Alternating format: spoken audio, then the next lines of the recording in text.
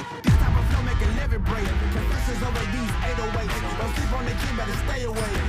Exhausted. This passion is never exhausted. And you cannot stop it. Nah, you cannot stop it.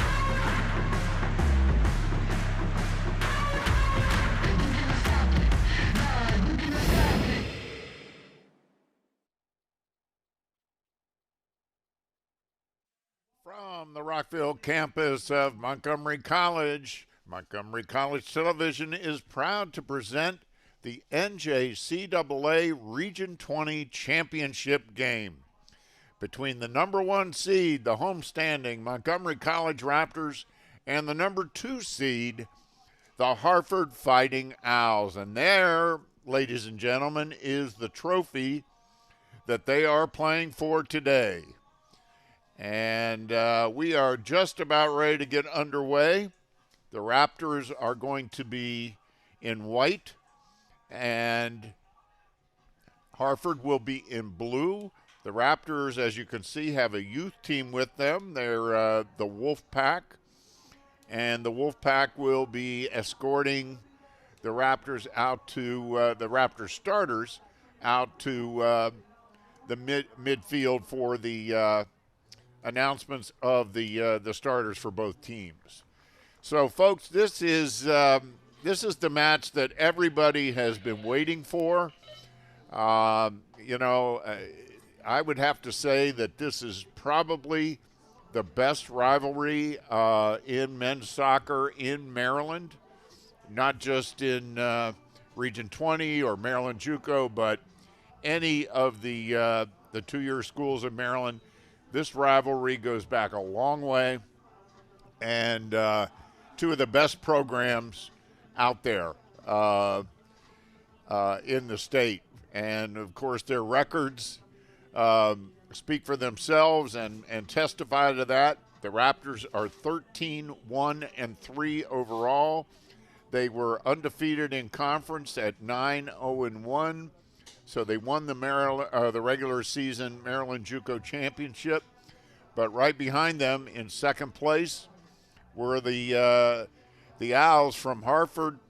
They finished with a record of 12-4-3 overall. They were 8-1-2 in the conference. These two teams did play during the regular season back in mid-September. The Raptors came out on top right here at Alcus Field 4-1. In that one, the Raptors had goals by Braga, Penalva, Beloe, and Adenero, whereas the lone goal was scored for Hartford by Rex Pierce. So the Raptors have come out. Hartford has come out. And we're going to meet the starters for both teams. So, starting with Hartford in blue, their starters are in goal, number 0, Louis Reichert. Number 2, Keon Pucher. Number 5, Ethan Dukin. Number 6, Tashir Lawrence. Number 9, Rex Pierce and their leading scorer. Number 15, Javier Roy. Number 16, Alessandro Campos. Number 17, Christian Lopez Contreras. Number 18, Tomas Gonzalez. Number 19, Alfonso Cortez. And finally, number 26, Mohamed Duclair. Head coach for Hartford is Bill Wardo. His assistants are David Orth and Michael Efumia. And now the starters for Montgomery College. And in goal, Javier Mendia. Number 2, Nathan Booth. Number 3, Yosuke Ono, one of the co-captains for the Raptors.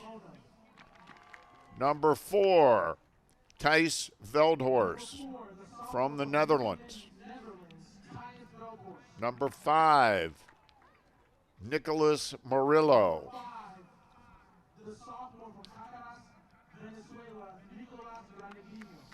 Number 7, the leading scorer for the Raptors, midfielder Ishmael Demi.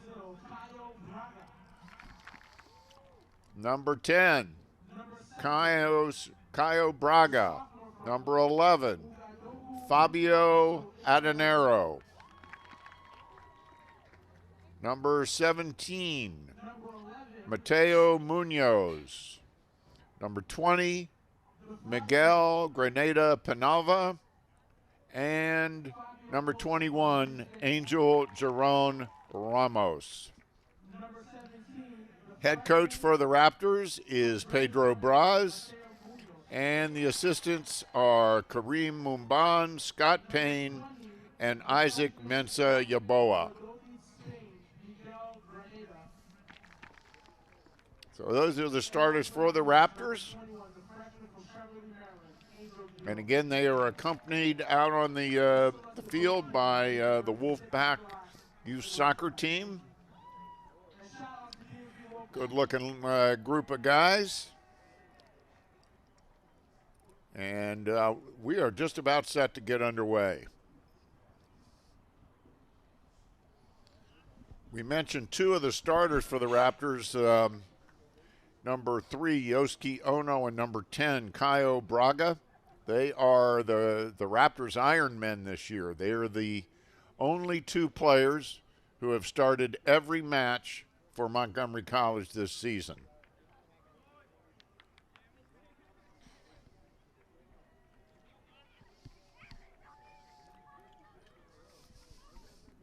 Leading scorer for the Raptors, and interestingly enough, not in the starting lineup, is TK Beloy. TK has 13 goals on the season. 4 of those are game winners, and 7 assists. Leading scorer for Hartford is number 9, Rex Pierce. He's got 15 goals, 1 game winner, and 6 assists. And both those guys are in the national rankings in terms of scoring. As a matter of fact, they're both tied for 5th with 15 goals apiece. I'm sorry, Demi is tied with Ishmael Demi is tied with Rex Pierce with 15 goals apiece. And I misspoke there. Beloy is now the 2nd leading scorer for the Raptors behind Demi.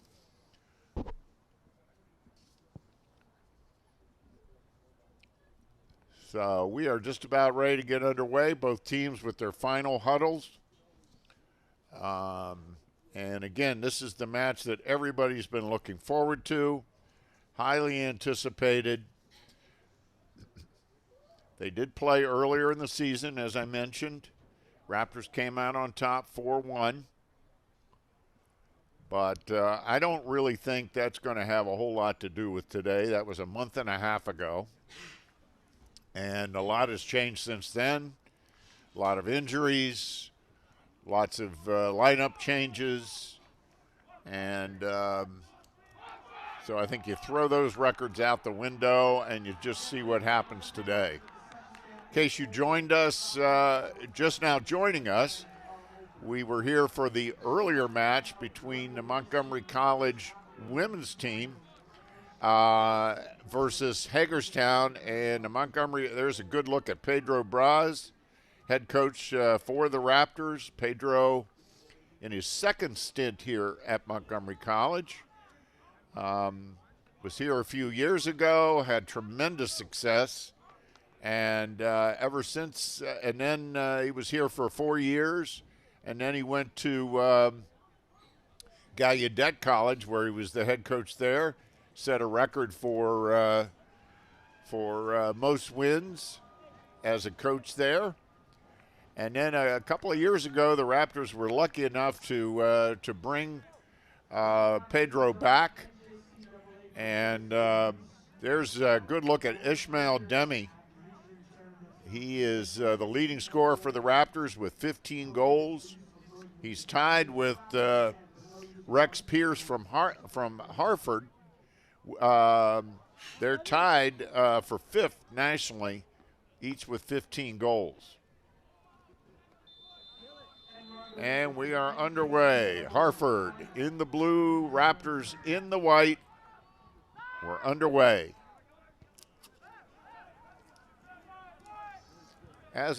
Before we had that great shot of Ishmael Demi, I was mentioning that the Raptors have had 2 players that have started and played in every match this year, and those are co-captains Yosuke Ono and Caio Diaz Braga.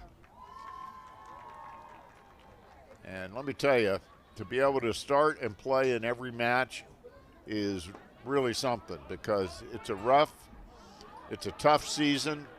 They play sometimes 2 to 3 games a week. It's a compact season. And to be able to do that it's quite a testimony to their fitness and their desire and their ability.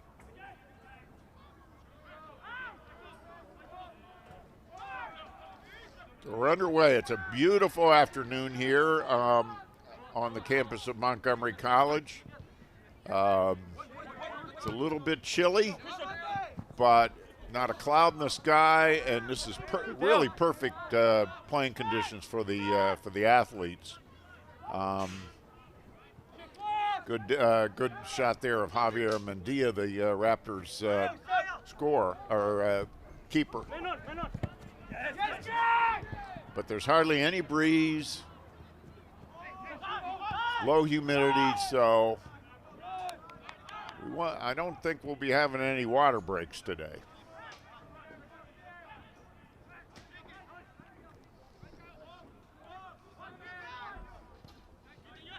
As I mentioned, or as I was starting to say earlier, in case you're just joining us, earlier today we brought you the semifinals of the Women's Region 20 tournament, and the Raptors pulled off a bit of an upset. The number 3 seed Montgomery College Raptors knocked off the number 2 seed Hagerstown Hawks 4-3. The Raptors were led by Kendra Wochin, who scored all 4 Raptor goals. If you count the regular season, Wochin scored 7 goals against Hagerstown this year in 2 matches. That's great production. And race to the ball. Looks like it's going to be out.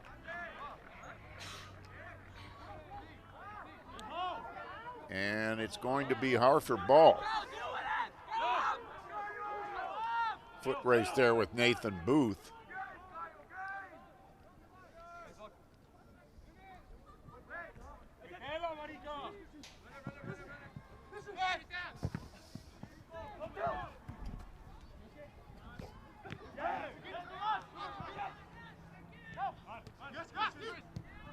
Coming to you from the beautiful Alkis Field here. Good new facility here on the campus. It's just a state-of-the-art facility.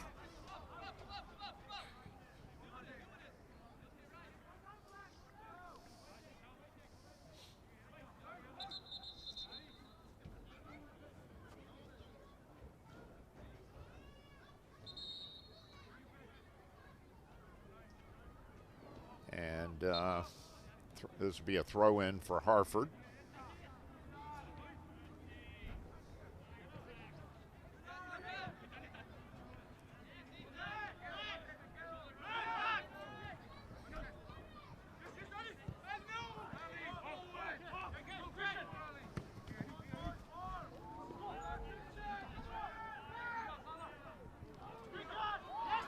A bit of a breakaway and attack. Maintains possession. Ooh, very dangerous. That was Christian Contreras. Put a bit of a scare into the Raptors. Let's take another look. And boy, that was dangerous. Rex Pierce, the leading scorer for Hartford, was right there in front of the goal mouth. But so was the Raptors defense.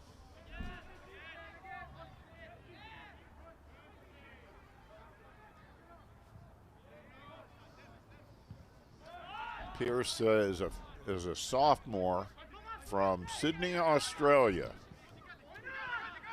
Went to Ru King Gai High School. Ru King Gai.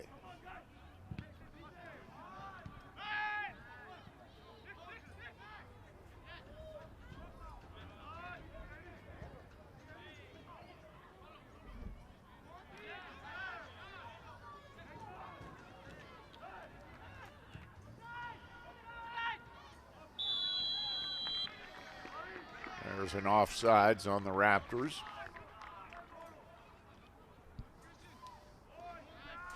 Just underway here. Again, this is the Region 20 Championship. The winner will advance to the District Championship match, which will be right here at Montgomery College next Saturday, the 9th. MCTV will be here. I will be here, and the winner of this match will play the winner of the Harcum and Monroe match to represent their region, and that it's 7:30 tonight is when they play. So that was quite a slide tackle on Pierce. Number 4 there for the Raptors, Tice Veldhorst. Welcome to Montgomery College, Rex. Whoa. That was a slide tackle.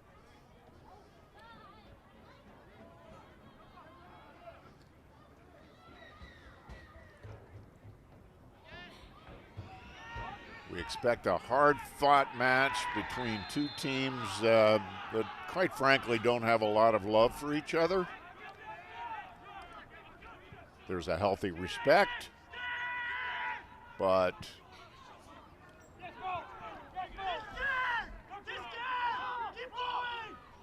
there's a healthy respect between the two teams and the two schools, but boy, would they like nothing better than to win today.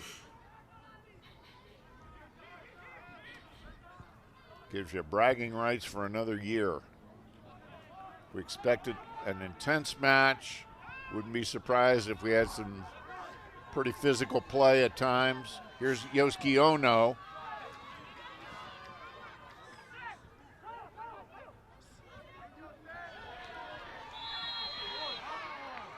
And there's a foul called.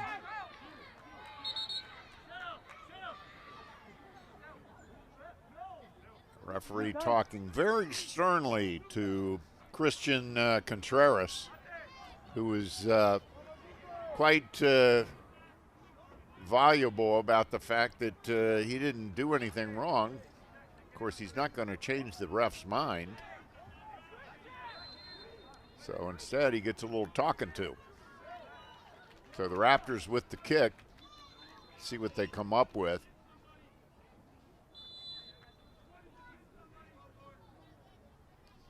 It's Braga with it. And, he put it in an interesting spot, but keeper Louis Reichert got his hands on it. And the Raptors will have a corner.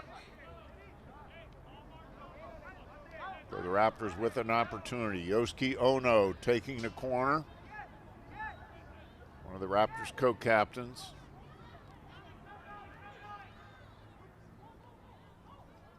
And TK Belowy is in now for the Raptors, number 7. They got a good opportunity. Here's Ono. Another save by Reichert.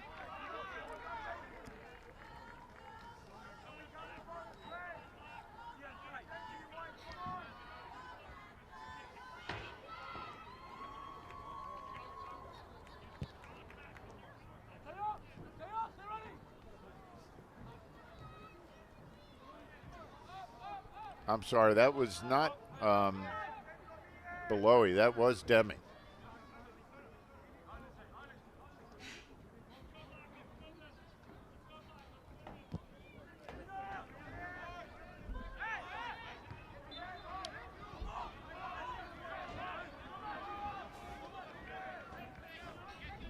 Good crowd here today.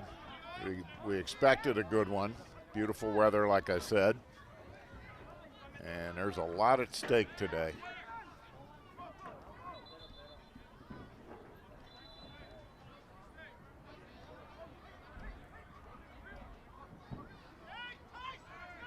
Here's the kick.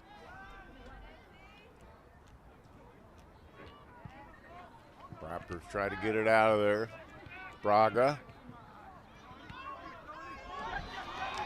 Oh. There's a chance for Demi. He gets taken down from behind. No call.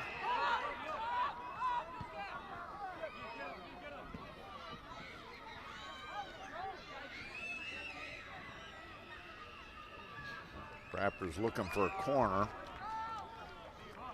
They'll get a throw in instead.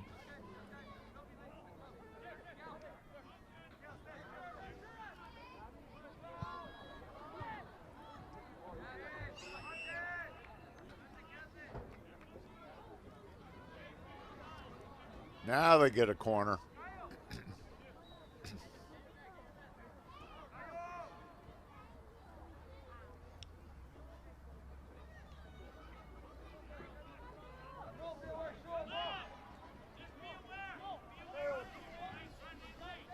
So, oh no. Yosuke is from Tokyo, Japan. There's the kick. Oh, boy, we almost had a goal there on a header. Oh, boy, Veldhorst almost put that one in. Here we another look at it. Look at that. Beautiful shot, and he'd love to have that one back. Great effort on his part. And a beautiful kick from Ono. So the Raptors just miss an opportunity to take an early lead.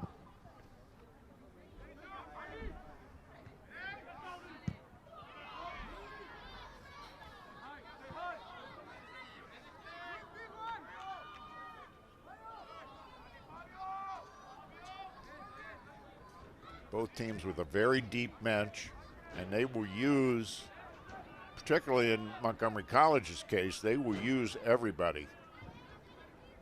Head coach Pedro Braz told me he is absolutely not afraid to play everyone. He's got that kind of depth and that kind of confidence in the players that he has.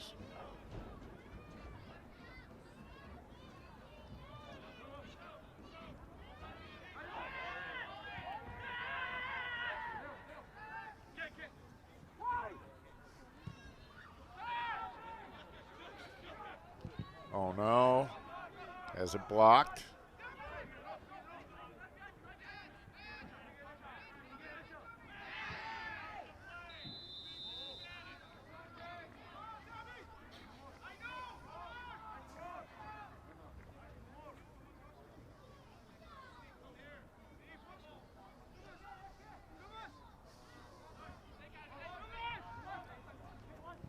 Down to 30 minutes left in the first half, just over, and no score.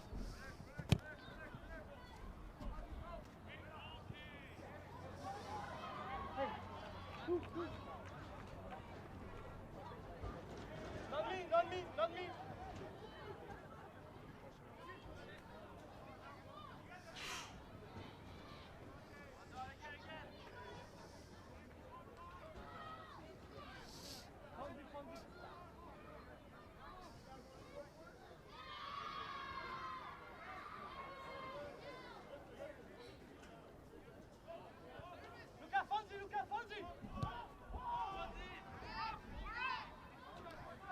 Pretty even match so far between these two teams, which is really what we expected. A good look at Mendia, the Raptors keeper. He's 12th in the country with a save percentage of .833.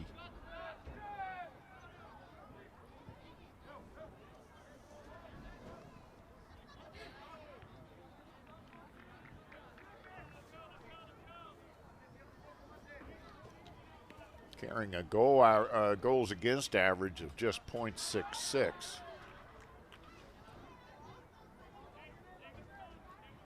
Missed some time earlier this season with a concussion, but it's really good to see him back in there. Montgomery College Athletics plays it very safe with players who suffer concussions, no matter the sport. You can't be careful enough with these young folks. Booth, head to Demi.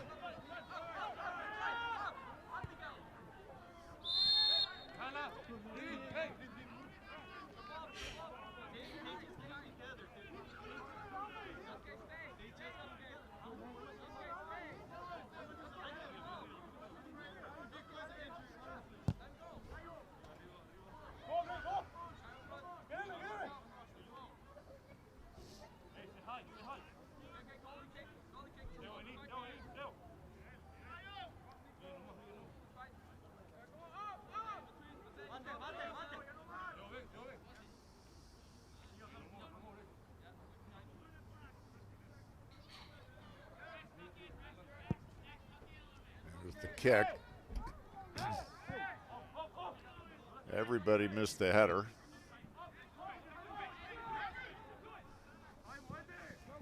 Ramos.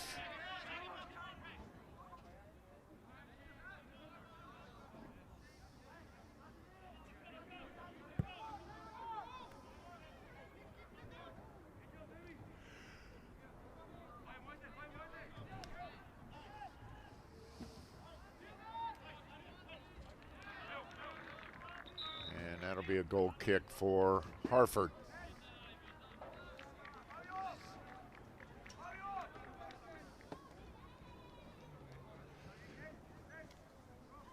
Good look at Louis Reichert, keeper for Hartford.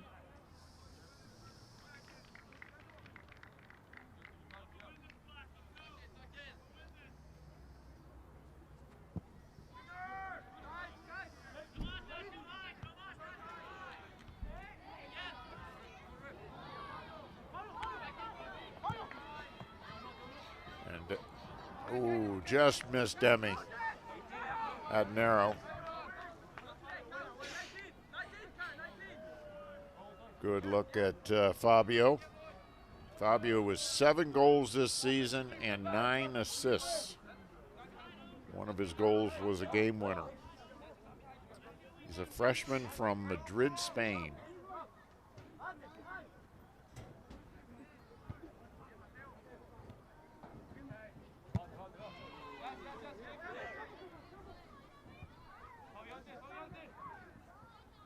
No score.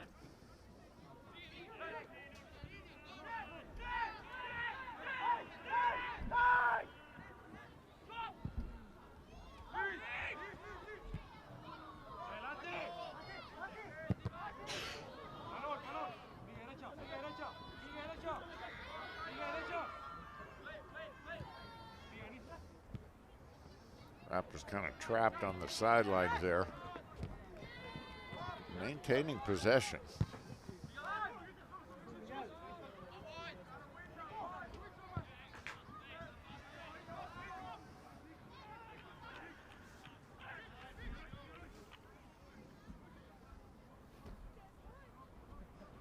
Feldhorst wins the race to that one. Turns it. Great ball up to Demi. Got Booth on the other side. Demi takes it himself. What's the call? No call. Clean play.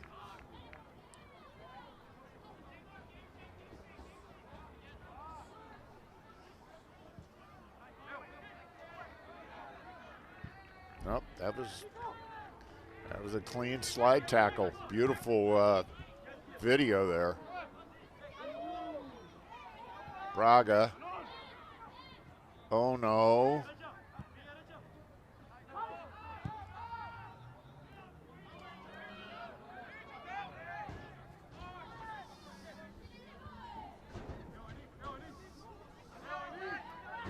Ooh. No call there. Raptors wanted one. Caio Braga, one of the co-captains, really wanted that call. Here it comes. No, that's a clean play. Tough play, but a clean play. Another great look. Folks, MCTV has some of the best production people you'll ever run into.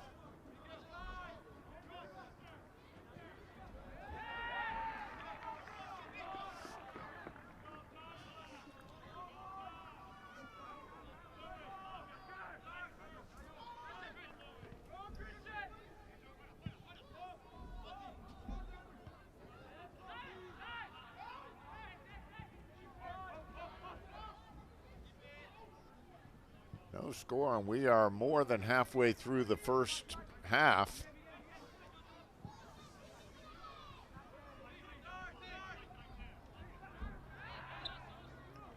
And there's a foul on Ramos.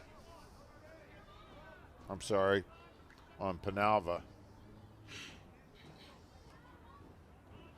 And looks like Rex Pierce is going to take the kick.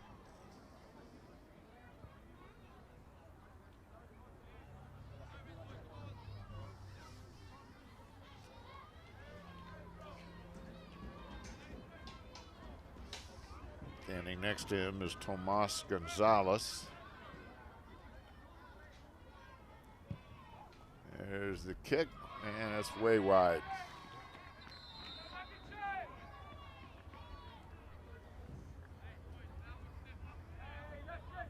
Look at Rex Pierce, the leading goal scorer for Hartford.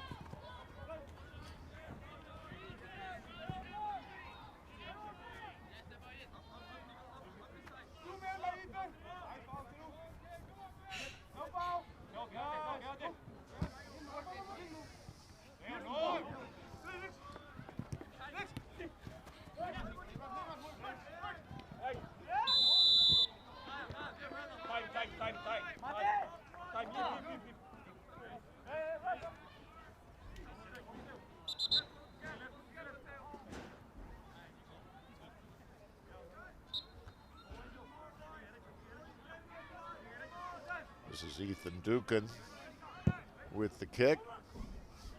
Both these teams very international.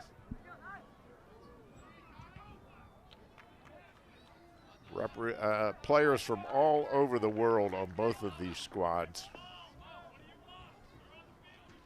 Pedro Braz told me the Raptors have a player from at least one player from every continent.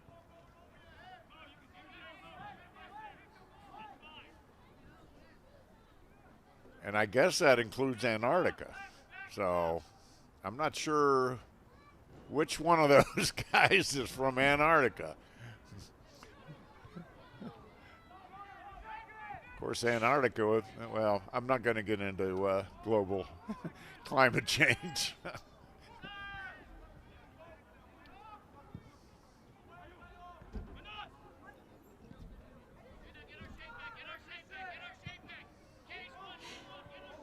That was an opportunity. Pierce in a race.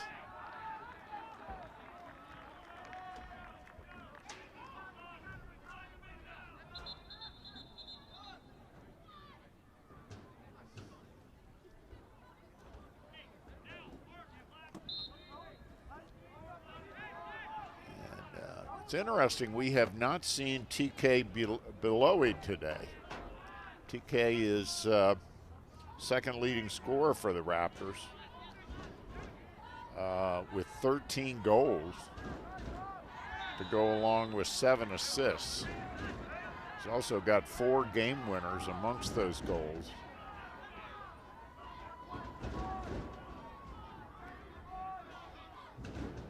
Sounds like the Wolfpack youth team is trying to get a little cheer going.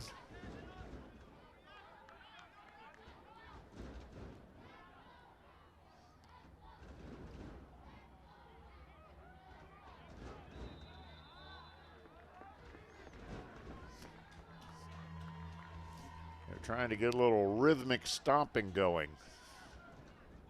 Good look at Demi.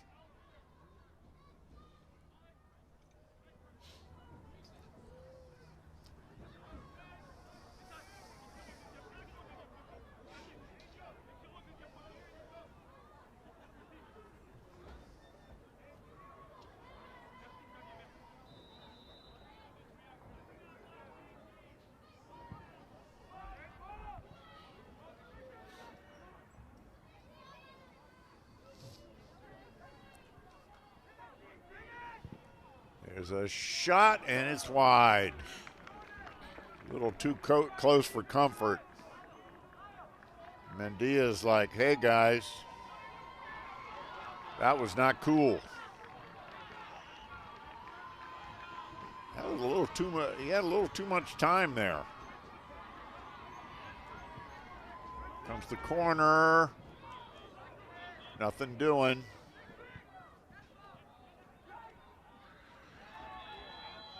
Raptors trying to get it out of there. There's a call. Foul. Raptors will get the kick. Veldhorst will take it.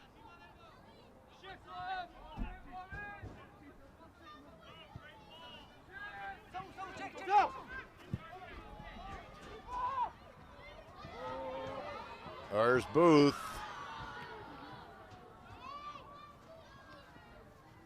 Had to wait just a little too long for it.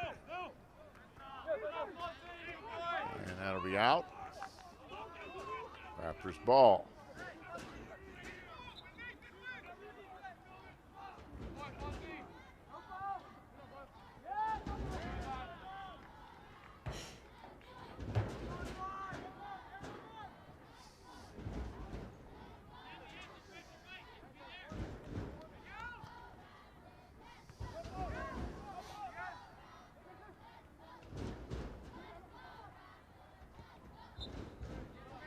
No score. There's a good look at the Wolfpack soccer team, youth soccer team from the area.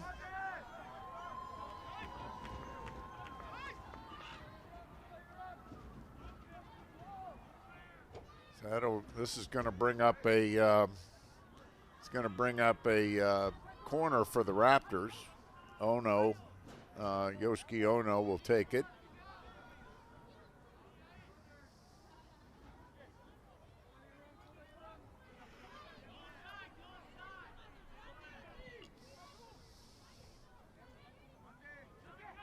Here it comes. Nothing doing.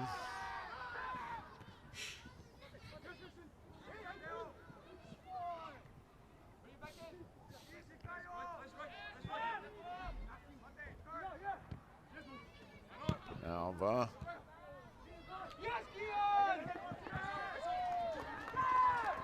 Veldhorst. Big leg. Nobody there.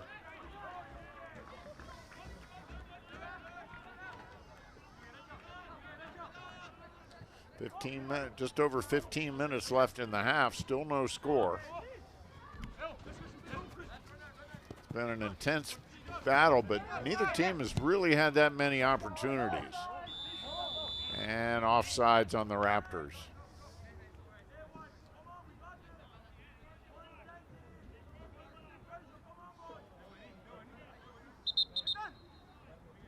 Minutes remaining in the half. Less than 15 minutes remaining in the half.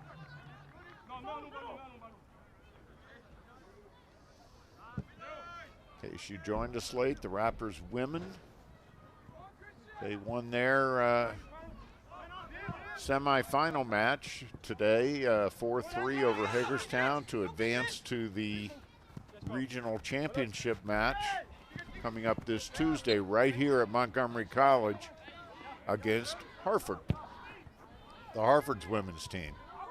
Whoa, up in the air goes Murillo, and down goes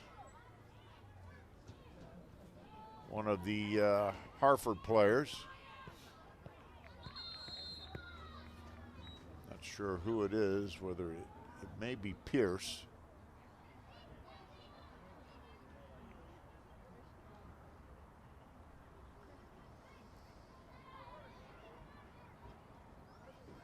No, that's not Pierce. That is, I'm sorry, that is Pierce, number 9.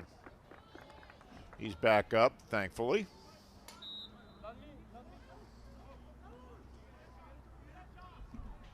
And a throw in by Harford.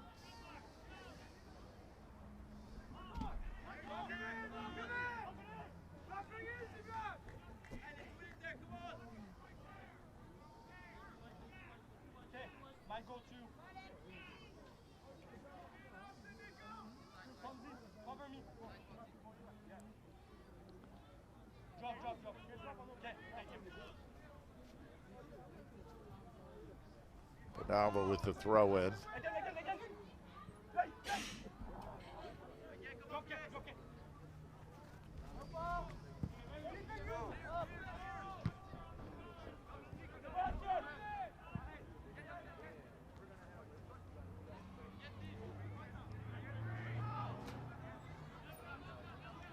Demi tried to get something going.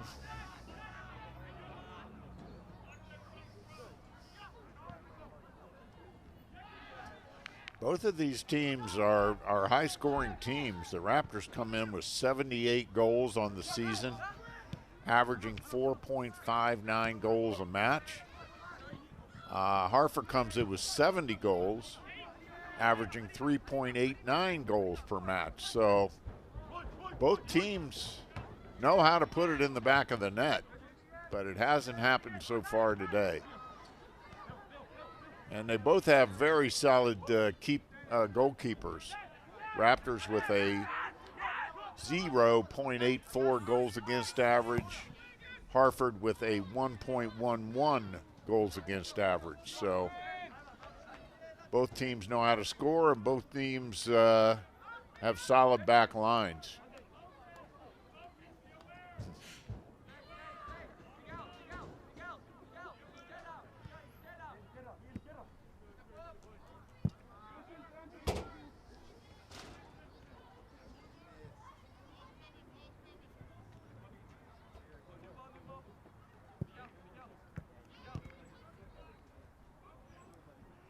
And there's a great shot of one of our camera guys, Corey Wallace.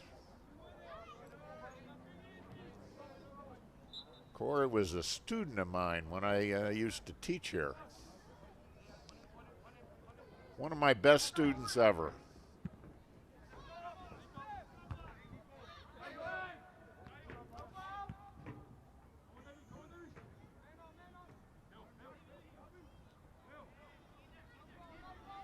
Got a couple other students, former students of mine on today's crew as well.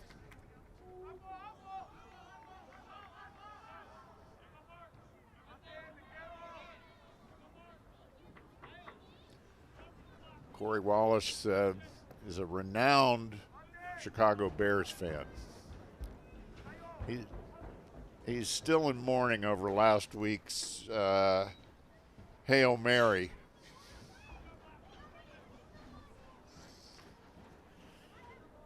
And the irony of the whole thing is that that Corey had to shoot it because he works for the Commanders. Here's a corner for the Raptors. Nope. Boy, it was tantalizing. It was just hanging there in front of the goal mouth for a little bit. But yeah, Corey Wallace works for the Commanders on the weekends, and he was shooting. He was shooting that. As a matter of fact, it was his shot that got the captured the touchdown, because he shoots the high end zone camera for the Commanders. So it happened right in front of him. Corey told me later he blacked out as soon as it happened.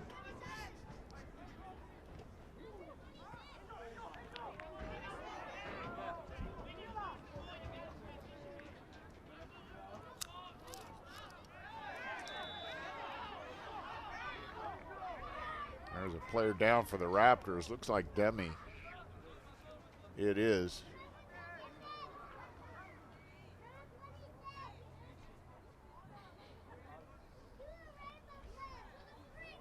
Ismail Demi from Burkina Faso.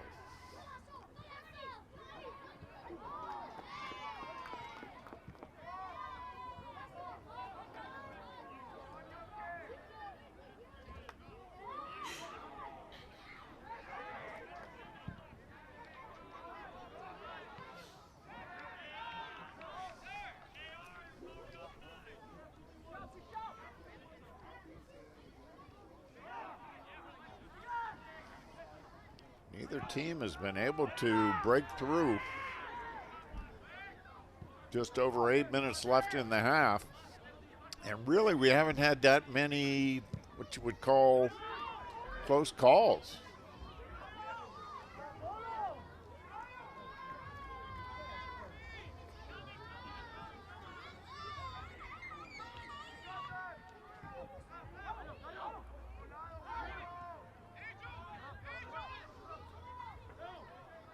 Raptors have basically everybody up.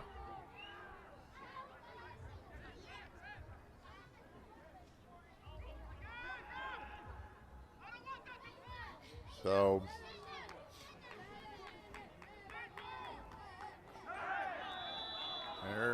let's see what the call is here. And it looks like it's going to be a foul. Oh, it's a card. That's a yellow card.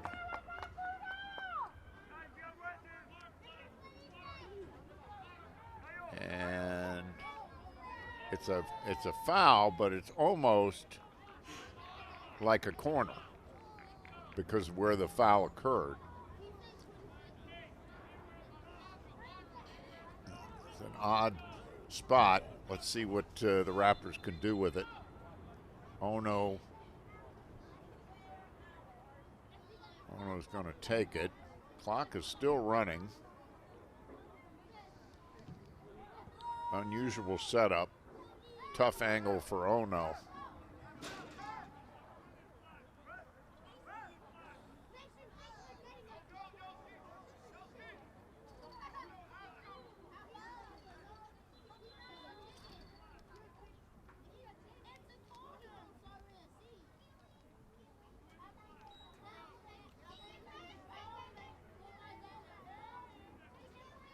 So Ono is having a conversation with the referee, very animated. Let's see what he comes up with.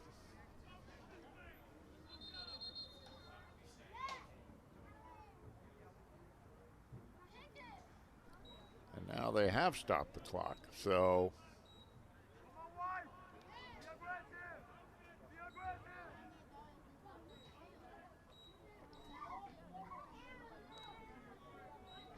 not exactly sure what the holdup is here. There it is. And after all of that, nothing.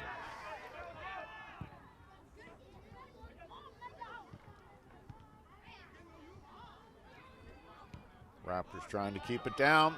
Ooh, that was almost a great opportunity there for Demi. But Ethan Dukin gotten away for Hartford to break that up. So, you know, Montgomery College over the next Well, actually, starting today is really Championship Central for the state of Maryland. Not only is the college hosting both the men's and women's soccer Region 20 championships, as well as the district championships, they are also hosting the Region 20 regionals and district championship for volleyball. And today they had the quarterfinals. The Raptors knocked off Carroll Community College to advance against Hagerstown, who beat Potomac State earlier today. So they will be playing tomorrow in the regional semifinals at 11 o'clock. It'll be right here on MCTV. I'll be there calling the match, and then at 4 o'clock there will be the championship. So there's two semifinals at 11 concurrently, and then the championship match tips off at 4 p.m. And of course that's also going to be on MCTV. So, and then next week on Tuesday is the women's regional final. And then on Friday is the men's district championship. I'm sorry, I take that back. The women's is on Friday. The women's district championship is on Friday. The men's is on Saturday. So lots going on.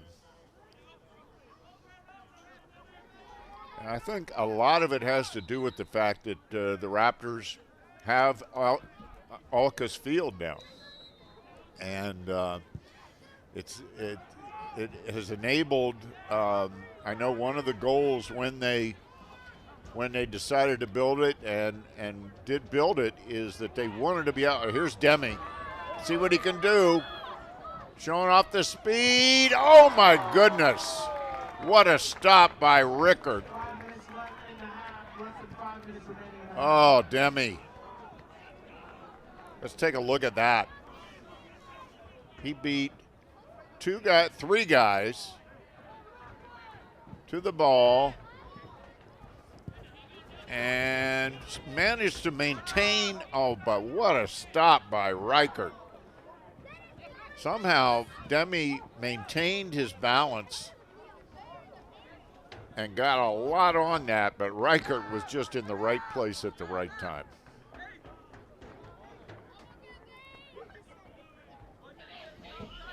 Great play on both ends.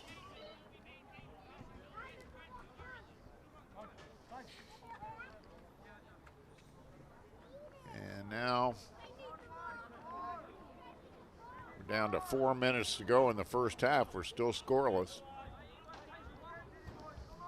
That was probably MC's best opportunity, I think, by far, of the day.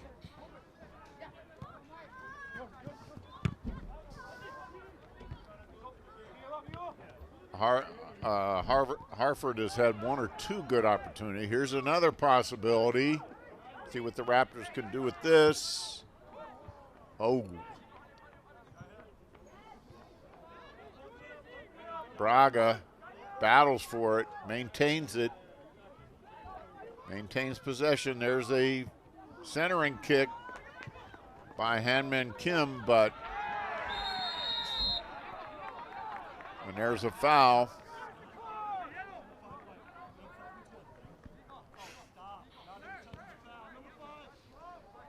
As Michael Cespedes was fouled for Hartford.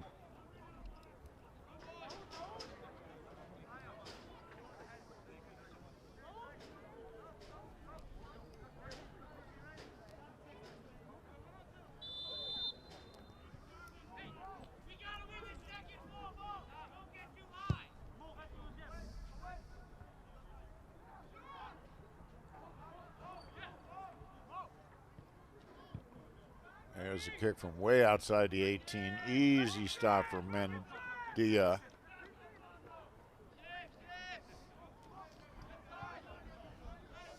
Mendia is a freshman keeper from Guatemala.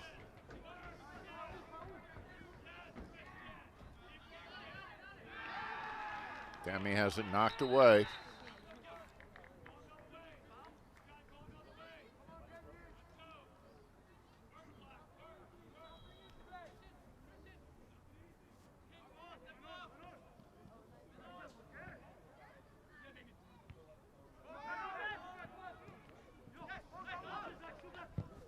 There's a long one. Reichert there for it. That was Saul Silva with the kick, number 6. Still have yet to see TK Beloy, Raptors' second leading scorer.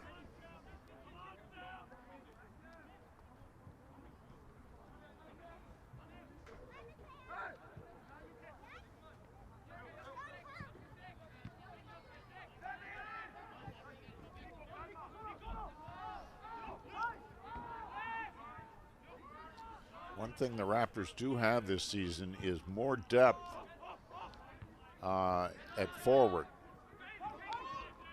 They have more scoring threats than just about any Raptors team I can recall.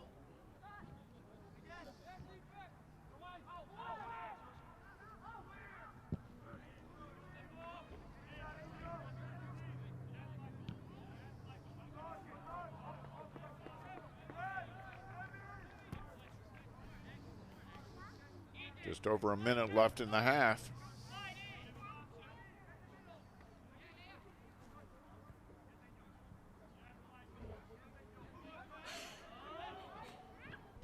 One minute remaining in the half. Less than 1 minute remaining in the half. No score.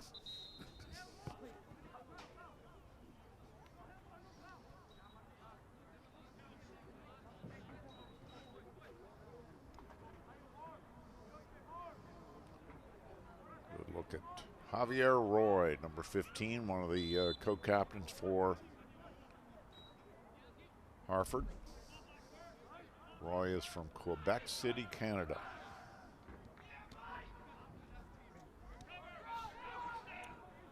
Raptors with one last charge.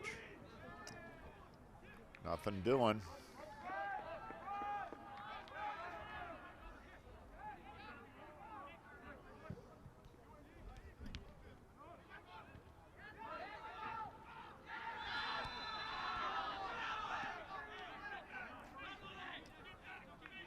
Demi. Set.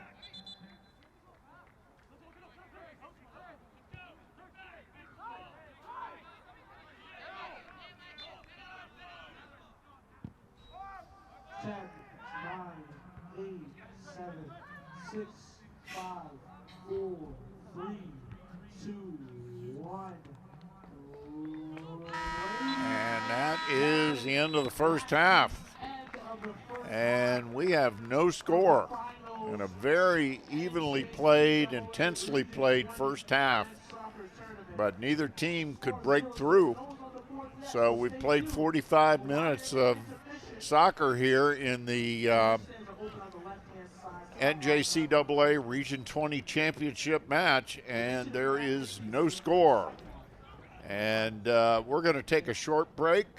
We'll be back in a few minutes with the second half, but don't go anywhere. We've got some great Montgomery College programming coming up.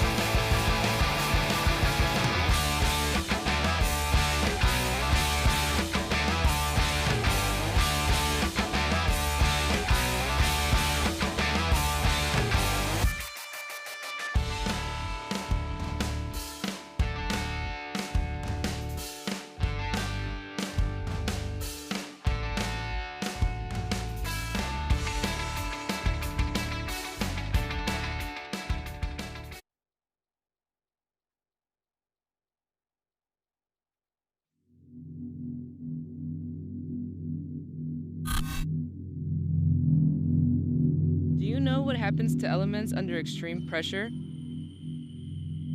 They transform, become something new. Something formidable. Are you keeping up? It's not just physics.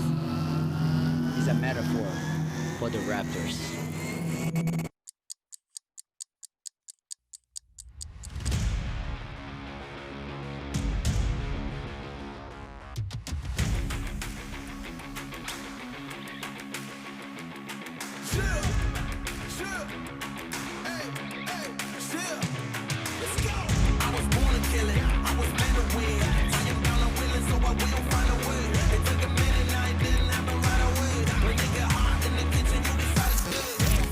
Yeah, we are made of something special.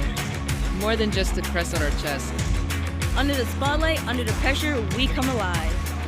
We're not just playing the game, we're redefining it. With every pass, Every dribble, Every set. and every play.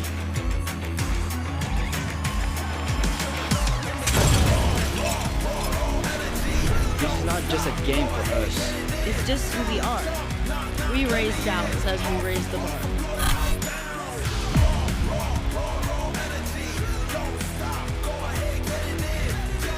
So to anyone who thinks they're ready to challenge us, bring it on.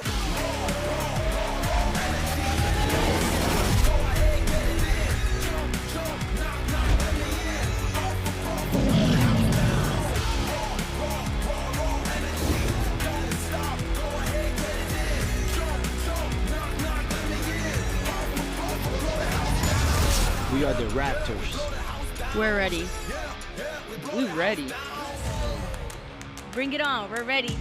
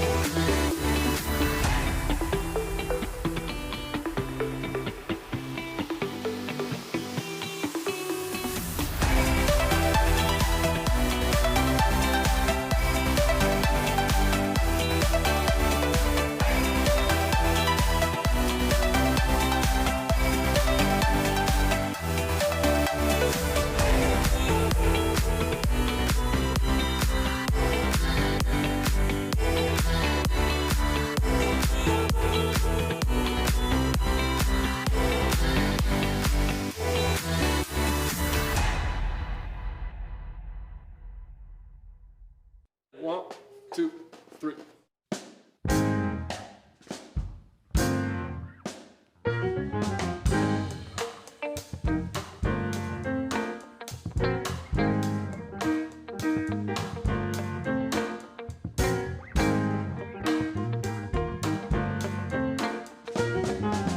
So you don't know what you're gonna do.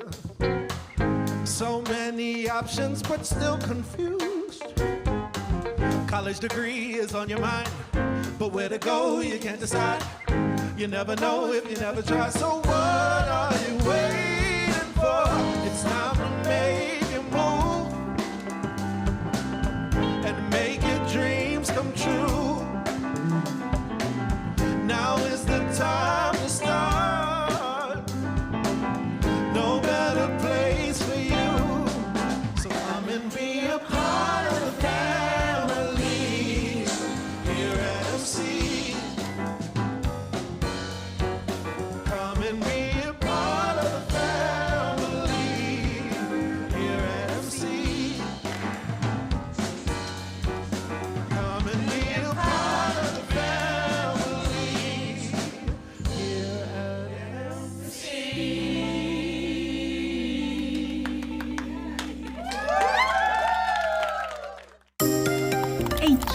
philanthropic donation kicks off MC's first scholarships dedicated to support student athletes.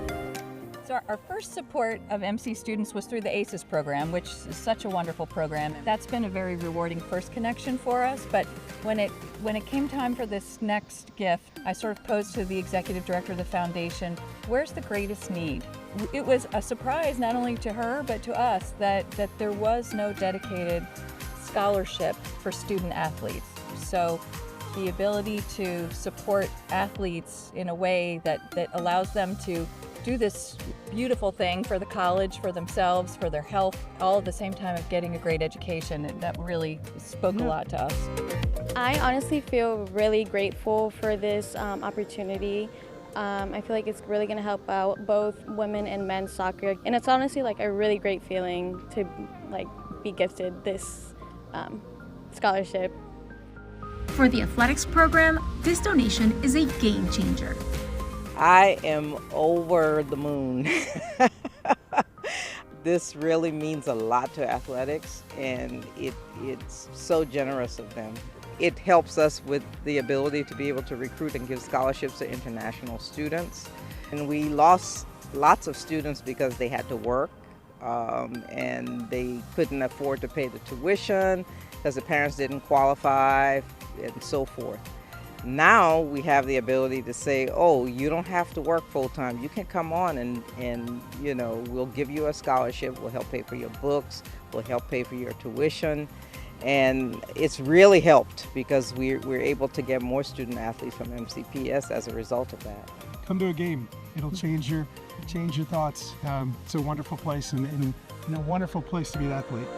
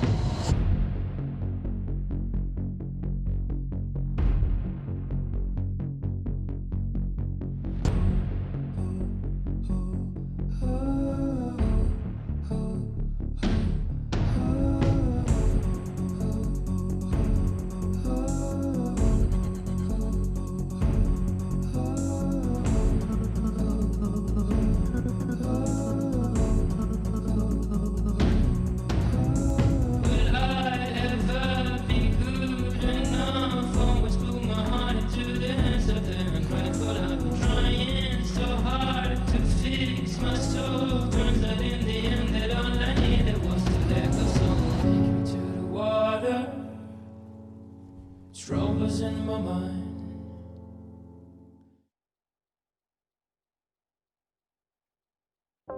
employers are looking for licensed physical therapy assistants. MC has a 2-year degree program for jobs in this career. PT assistants work with people of all ages recovering from all injuries. You could be working at a hospital, a large corporation, a private practice, a nursing home. The list is long. And in this area, the average pay is good. Learn more about becoming a physical therapy assistant and how MC can help you get there.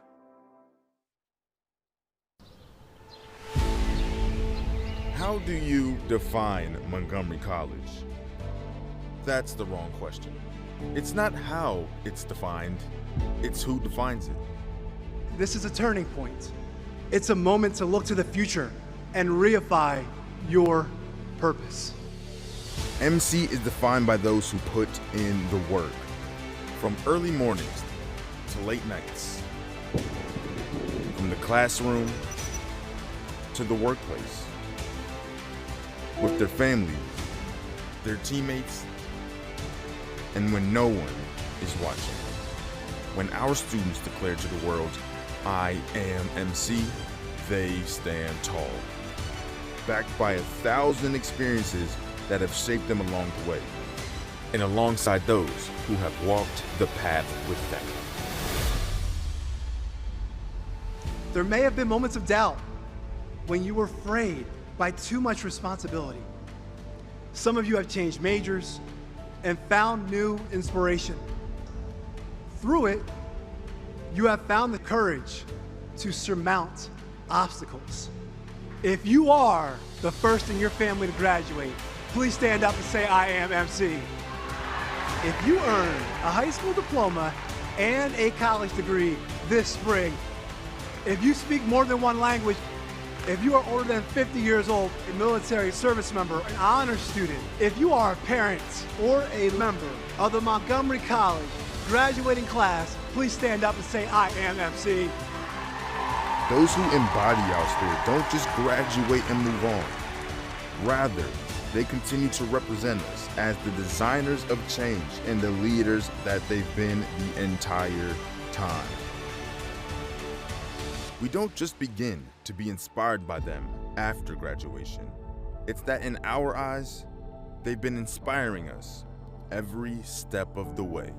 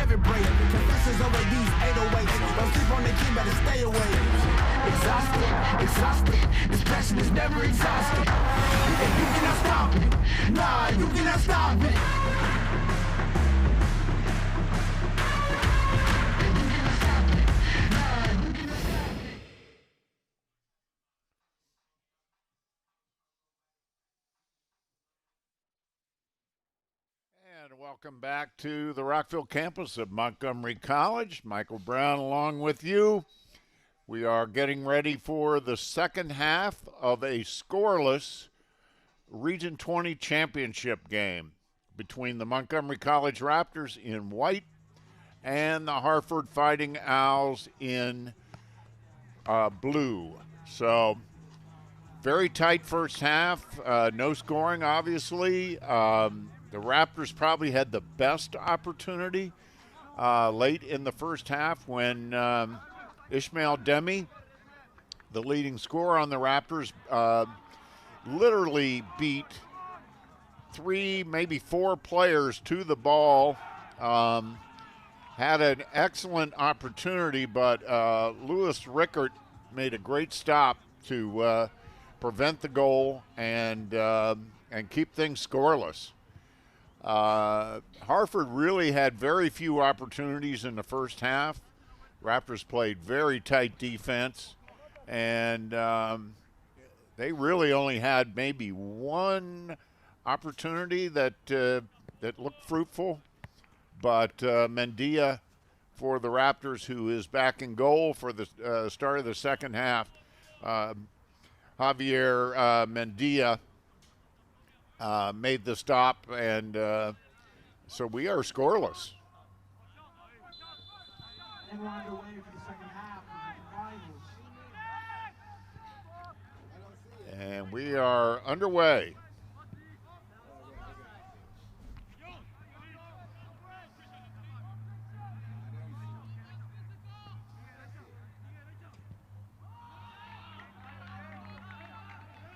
So the winner of this match will win the Region 20 championship and then advance to the district championship, which will be right here on the 9th. So a week from today, at noon, will be the district championship. And of course, whoever wins the district will then advance to the national championship. In our first game of the day, the Montgomery College women's team advanced to their regional championship match with a 4-3 win over Hagerstown on 4 goals by Kendra Wochin. She scored all 4 as the Raptors won that one 4-3. It was an excellent match, very entertaining. Great soccer. And they will now advance to the championship match, which is this Tuesday right here at Montgomery College. Ooh, nothing doing there off a corner. And they will play Hartford, the women's team obviously from Hartford, in that match. Hartford is the number 1 seed in the region. The Raptors women's team, the number 3 seed. Of course, in this match, the Raptors men's team are the number 1 seed, and Hartford is number 2. And pretty much everybody predicted that this would be the matchup in the final, and it is. And it has lived up to the hype in terms of the intensity and the closeness of the match. But neither team has been able to break through.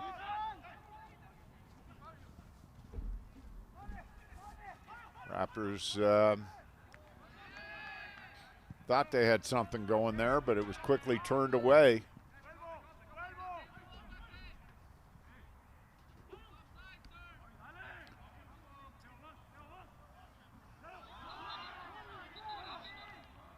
And it'll be Raptors ball. I'm sorry, make that Hartford's ball.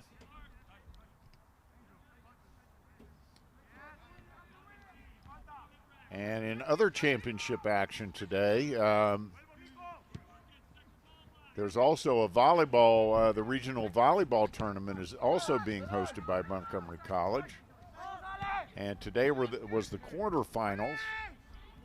Here's Demi battling. Has it taken away?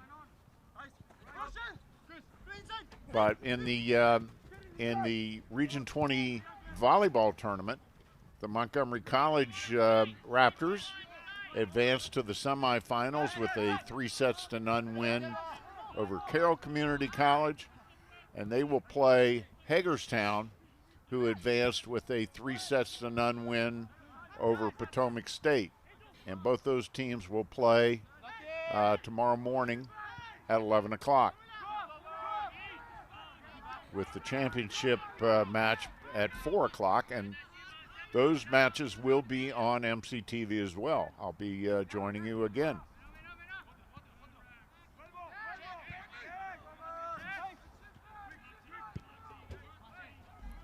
So a lot going on here at Montgomery College. And of course, basketball season is just about ready to start. Here's Demi. Interesting, we have not seen TK Belowy today for the Raptors, number 12. He's the second leading scorer on the team, but he has not played yet today. I'm not sure We don't have any information as to whether he's hurt or what. I know that sometimes head coach Pedro Braz for the Raptors will save Beloe for the second half to bring out an offensive spark, a fresh set of legs. We'll see if that happens. But the Raptors have made very few substitutions today. They have their starting lineup in there right now. Same unit that started the match is out there again. And it looks like pretty much the same for Hartford. Both teams have deep benches, but hasn't been a lot of substituting. The weather is perfect. These guys are, of course, in great shape. And but still, I know particularly in the case of Montgomery College, Pedro Braz is not reluctant at all to go to his bench.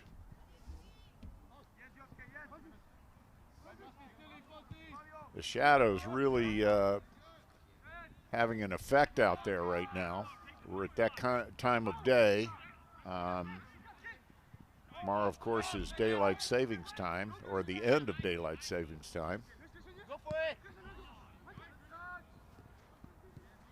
So the sunsets get earlier and earlier. There's a good opportunity for Hartford, but Mendia was there on the save. That shot by Campos, Alessandro Campos.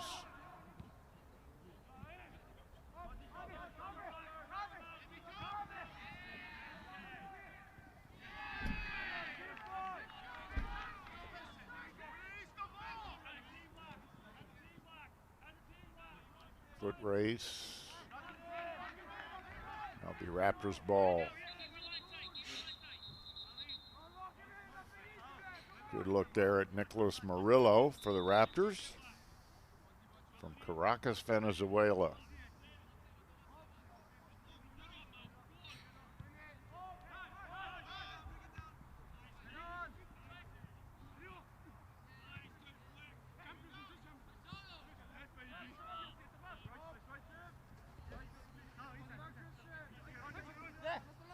These are two high-scoring teams, and neither has yet to break into the scoring column. Raptors come in averaging 4.59 goals per match, whereas Hartford comes in averaging 3.89. And nothing doing there. Good defense by, as Silva had an angle, but couldn't get it through the defense. Saul Silva, number 6 for the Raptors.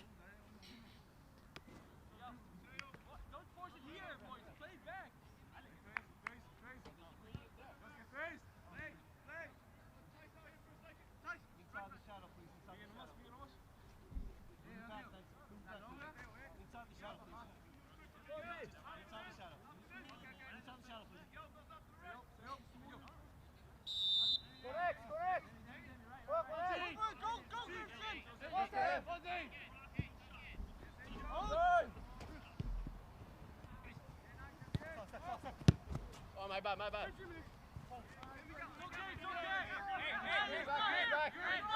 Played almost 10 minutes in this half, still scoreless. And you kind of get the feeling that whoever does score first, that may suffice.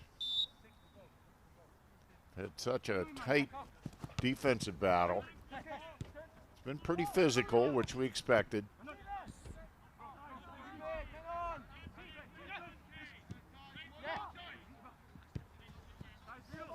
Hartford setting it up.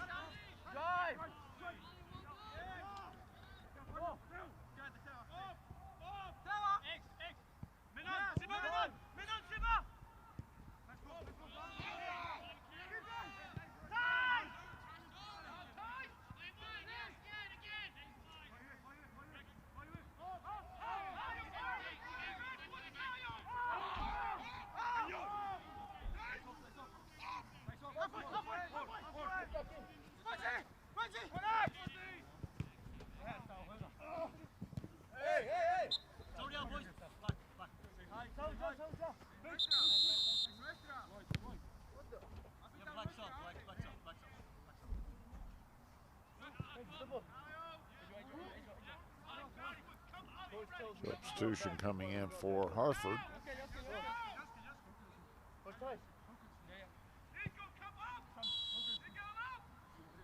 Number 22, Samuel Pratt. He's from England. As I said in the first half, both these teams with very international rosters. There's a shot on goal, but another stop by Mendia. Shot was by number 9, Rex Pierce, the leading scorer for, here's a good look at it. He had a good look, but Mendia up to the task.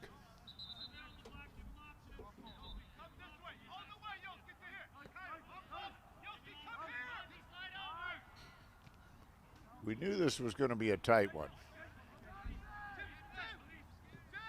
The regular, that's got to be a foul. He tackled Ono from behind with his hands.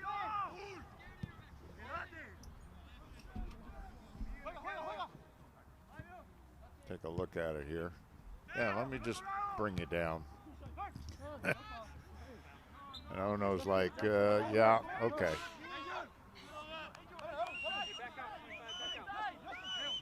Yosuke Ono, co-captain for the Raptors and one of just 2 Raptors to start and play in every match this season. The other is number 10, Caio Diaz Braga. The Raptors Iron Men.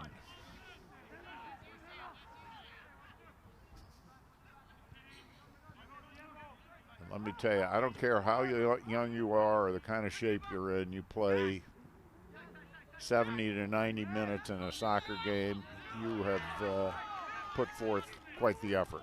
All right, the Raptors now getting a little ticky-tacky out there.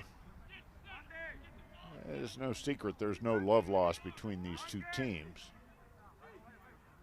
Longtime rivals in really just about every sport, but particularly soccer.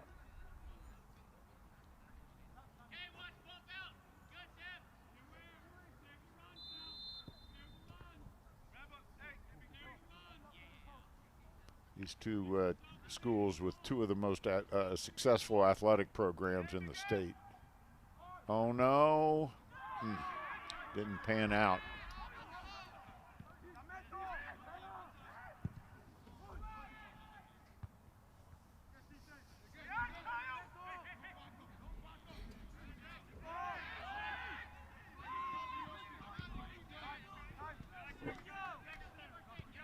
Still no score.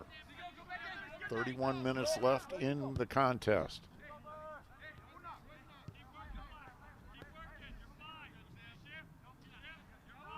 And I suppose at this time it'd be appropriate to talk about what happens if there is an overtime.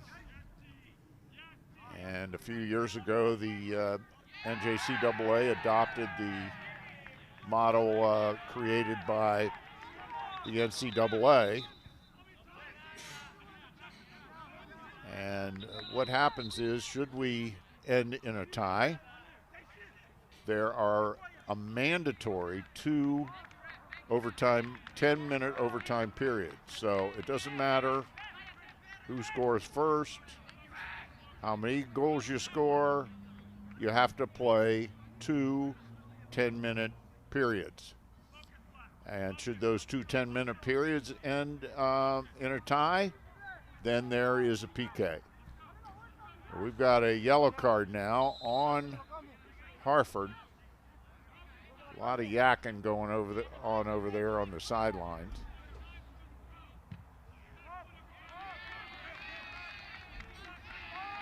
Shadows getting more and more pronounced.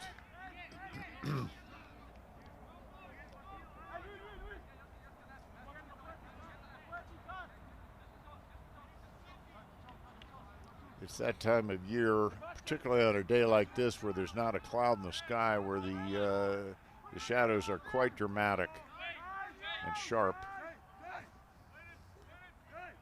And our production team doing a great job of dealing with it.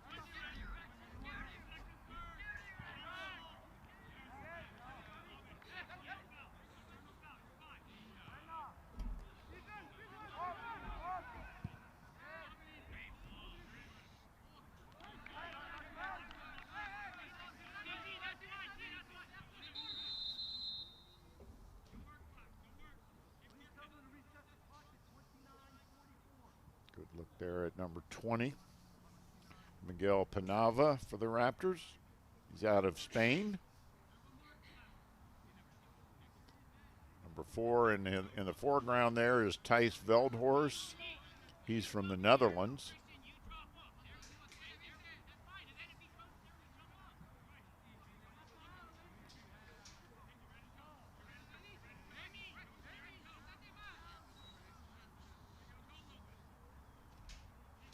And I'm not sure what is going on now.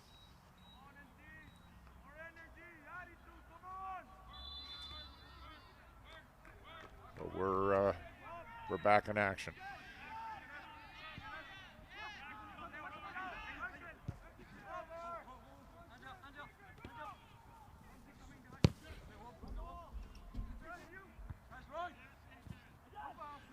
Oh no. Has it blocked?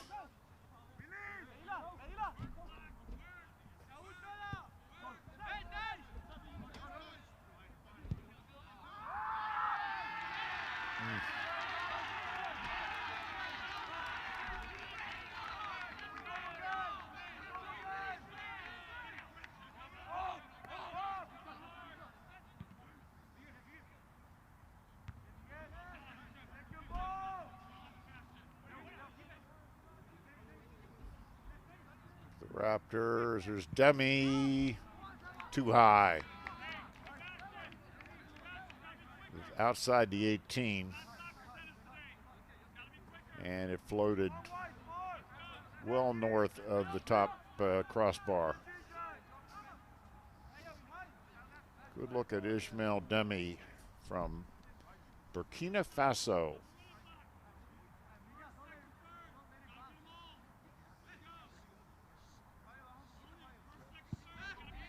Sophomore.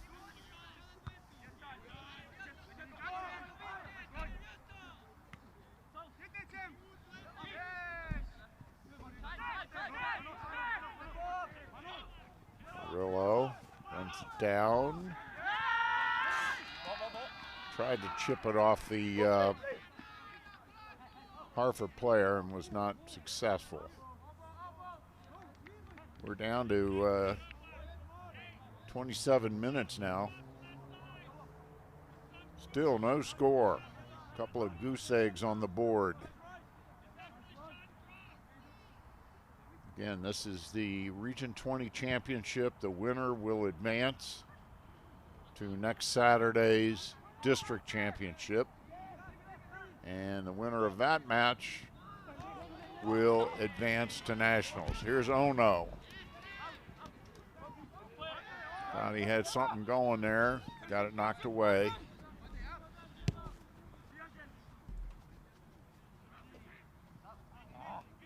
And you get the feeling this is one of those matches where a mistake or a break of some sort is going to determine the match.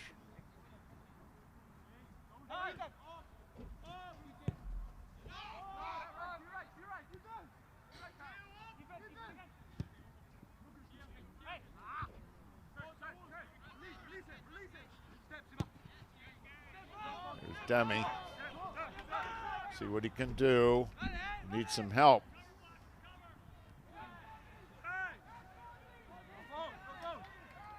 And he just couldn't do it on his own.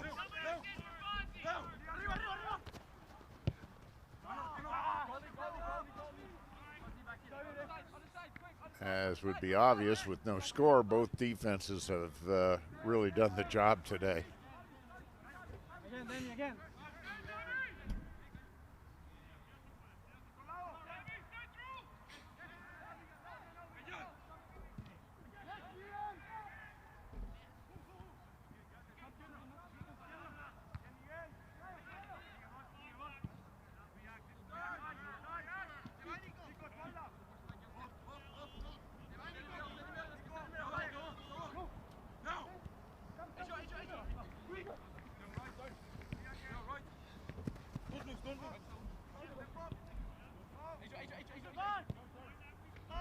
Approaching 25 minutes left in the match.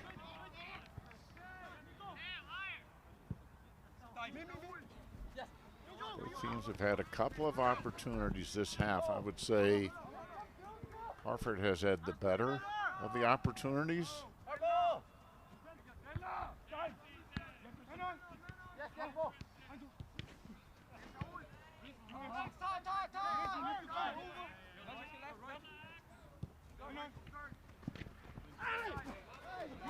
It's taken away. Demi. There's a shot on goal by Silva, but handled with no problem by Rickert, who's been very solid today. Had the one great stop at near the end of the first half on the attack by Demi, which was quite an attack, folks. He beat and outran 4 guys to the ball, got a good kick on it, good solid kick, but Reichard with a great stop.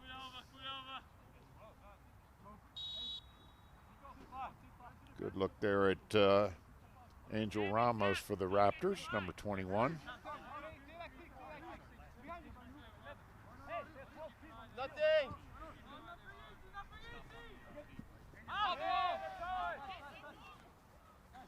Back in.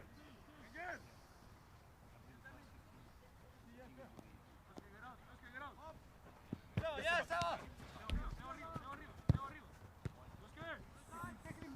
again. Leave it.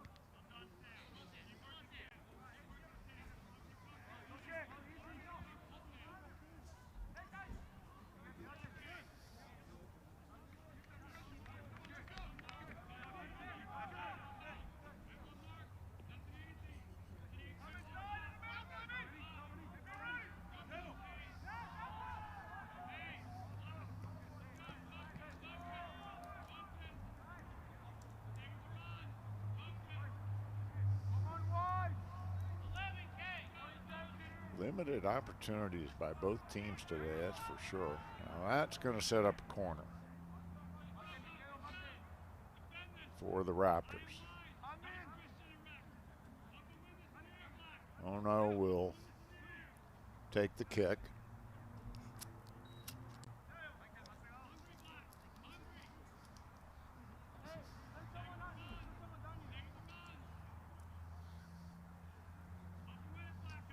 Been very few corners today by both teams. Let's see if the Raptors can pull some magic out of the hat here. Oh no, looking into the sun.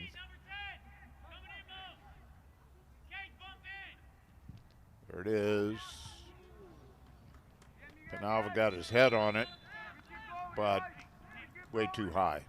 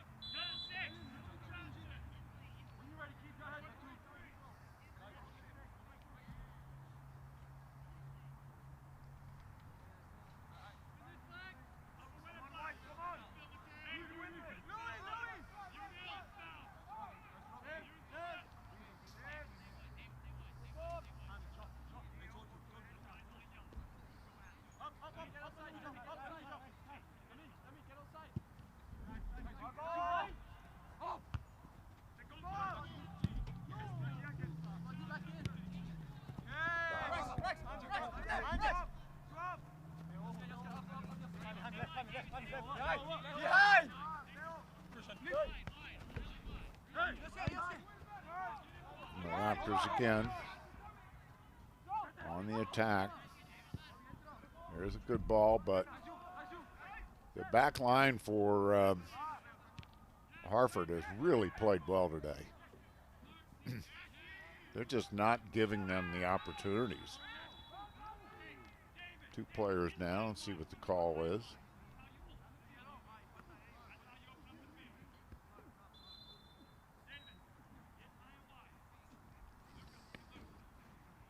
Penalva and for the Raptors, and Lawrence for Hartford.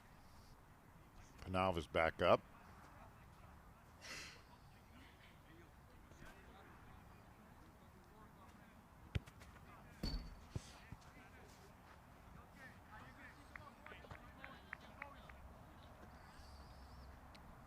And so is the Hartford player. It's good to see.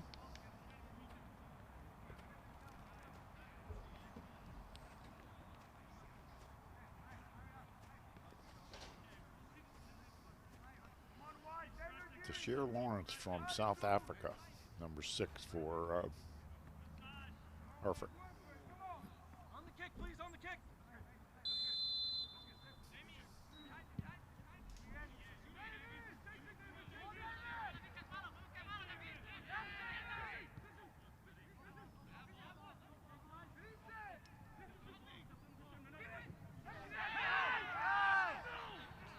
Shot on goal, but no problem at all for Mendia. Back in.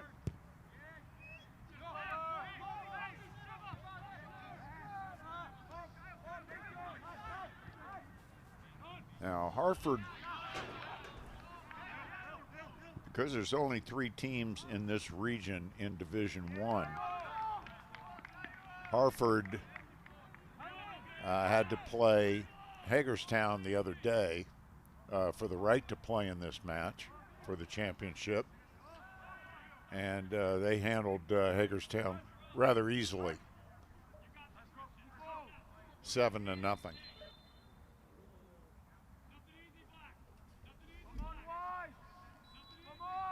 Penalva with the throw in. They put the lights on, which should help the our broadcast crew help balance out the light a little bit on the field.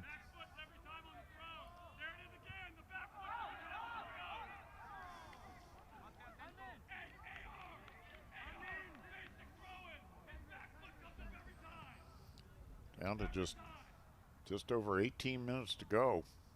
Still no scores. The Raptors now with another corner. Yoski Ono will do it. Will do the honors.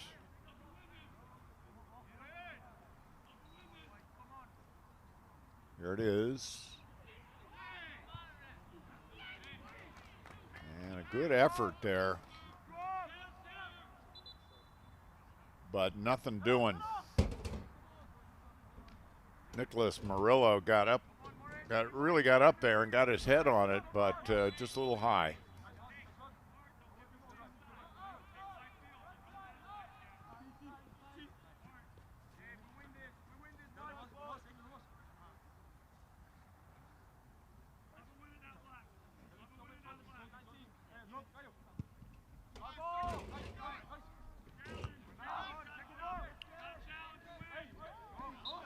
Raptors maintain possession. Nope, there's a call.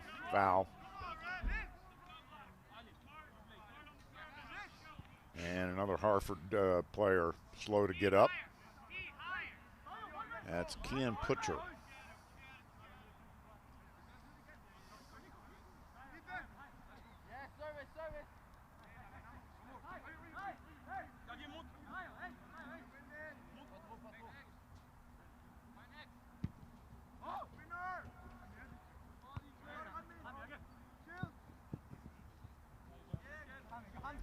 Knocked out of bounds by Hyunmin Kim.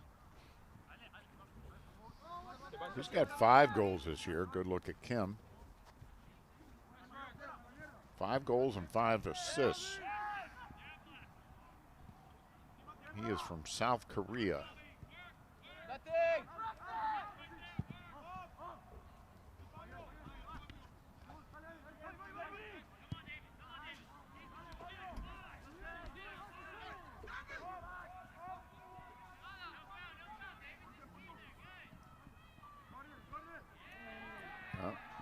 No call.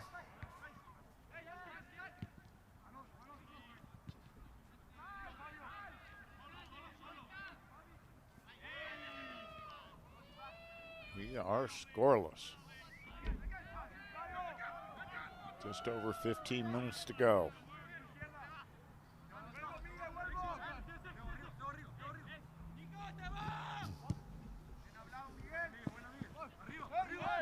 Don't forget, we'll be back here on the Rockville campus tomorrow for the semifinals and the finals of the Region 20 volleyball championship tournament. In our first match of the day, the Raptors will take on the Hawks from Hagerstown.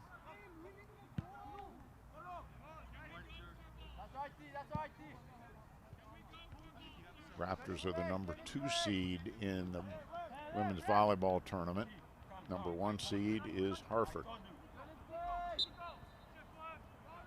Less than 15 minutes remaining in the match. Less than 15 minutes remaining in the match.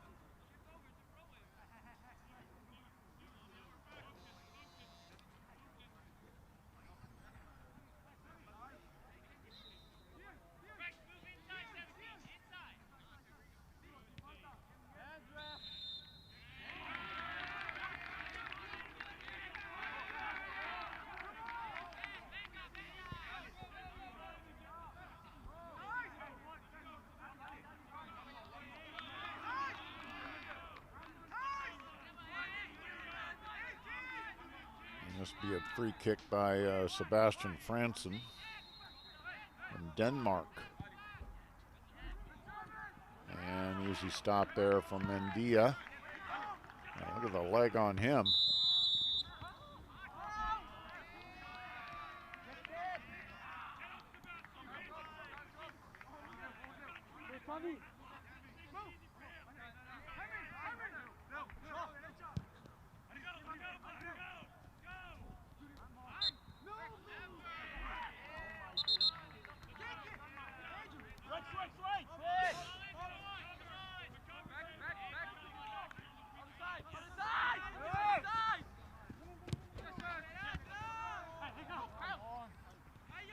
On the attack again, trying to get something going. Here's Demi. But he's just surrounded by 4 Hartford players. They know who the threat is out there. And their game plan obviously was to bottle him up. He did have the one. Ooh, that almost turned into something.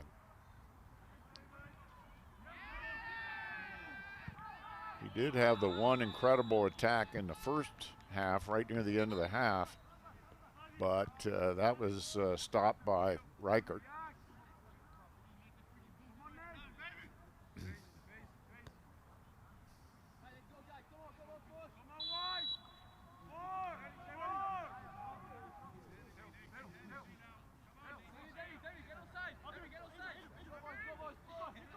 Still scoreless.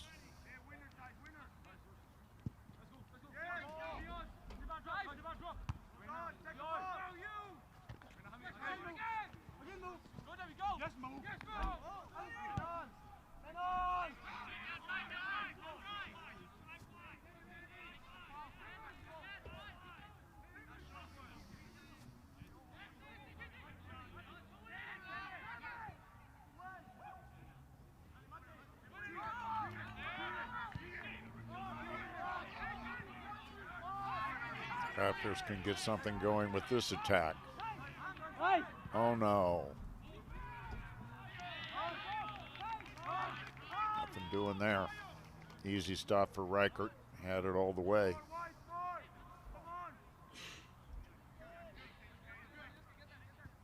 I'm sorry, that was Booth with the shot. I don't know. Nathan Booth.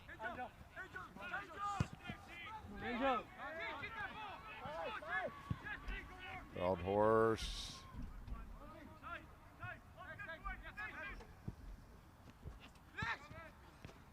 Well, meanwhile, the Raptors have bottled up the leading scorer for Hartford, Rex Pierce. There's a foul.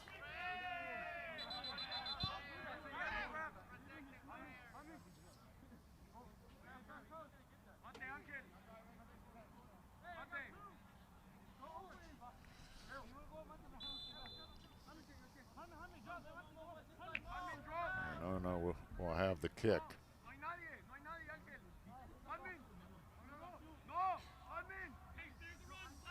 See what the Raptors have in mind. The clock continues to tick down.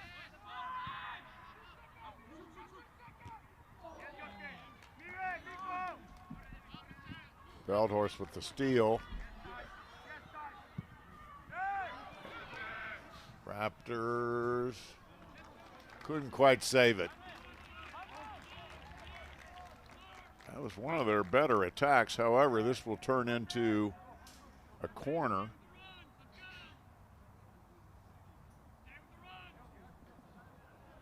And Yosuke Ono will do the honors as he normally does if he's out there.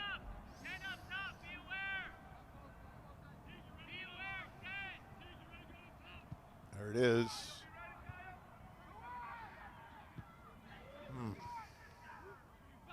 Oh!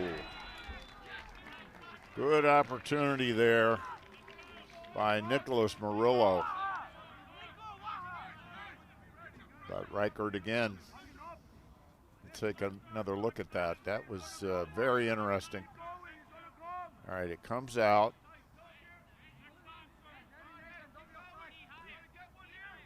Ooh. Braga got it to Murillo, but Reichert was right there. Shut it down.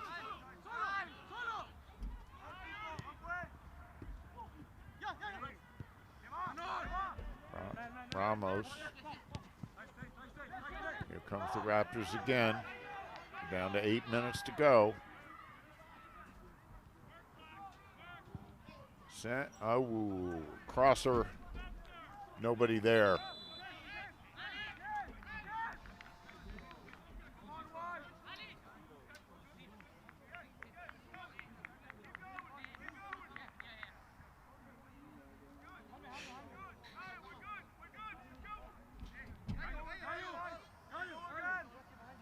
Throw in by Hartford.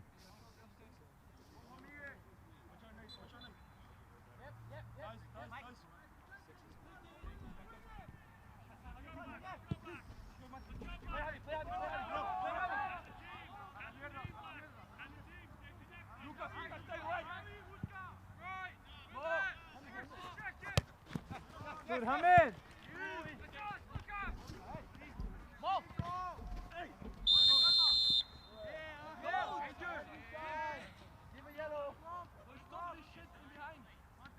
On your side, sir. Cap, we're right where you go.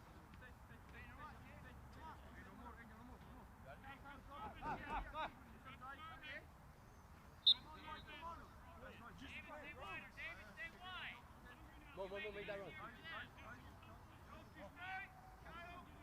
Evenly played match, that is for sure. And I think the only surprise is that we have no score. We expected a taut, tight match. Here's Demi. He's got it. He's got it.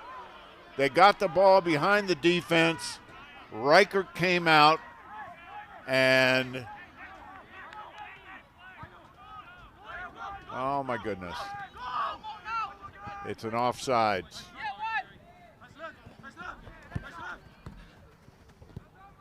Offside, so the goal is negated. Look out. Demi was arguing it, but to no avail, of course. It was very close. And there's a foul.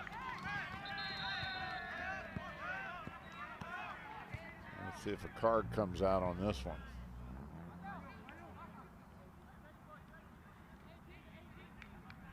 Yeah, we've got a yellow card.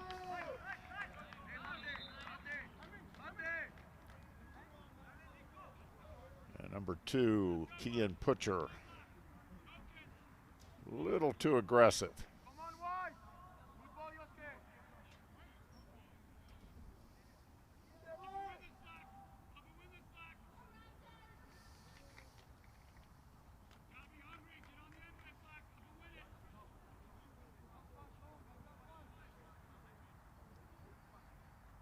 Oh no, ready to take the kick again.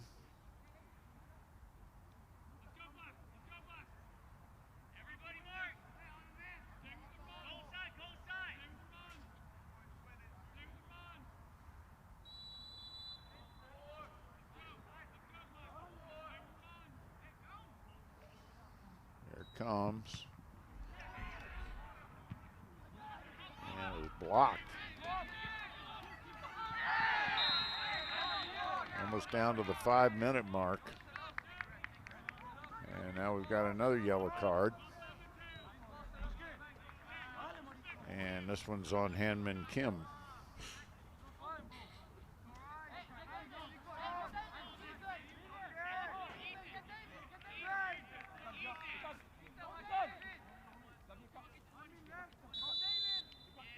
Five and a half minutes to go. We are scoreless. We thought we had a goal there, but the Raptors were ruled offsides.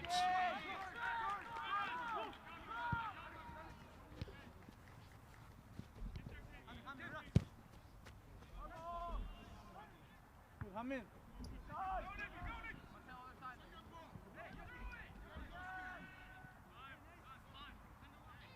5 minutes remaining in the match.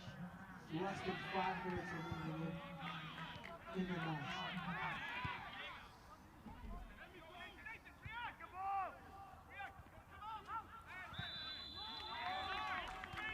And I'm not sure what the call is going to be here. No card. It's a foul on Hartford. Had a lot of fouls today.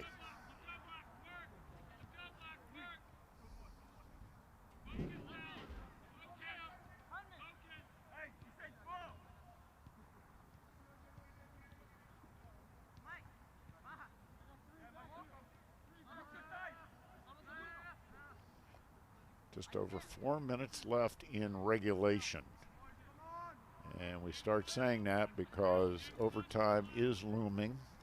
Again, should we be forced to go to overtime, it's two mandatory 10-minute periods, no matter how many goals are scored. It's 2 mandatory 10-minute periods.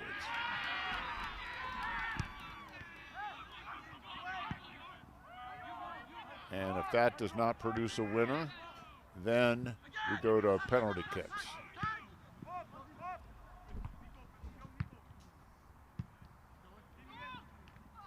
But you're guaranteed 20 minutes of free soccer should we go to overtime.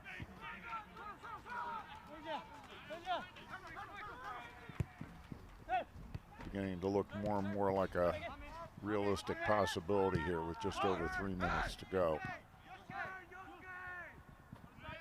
Raptors have been putting a lot of pressure on here, but have been unable to break through.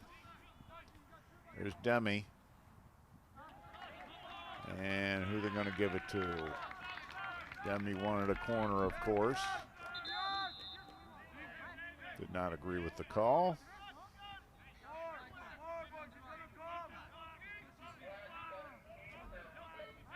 But as is usual, the official paid him no heed.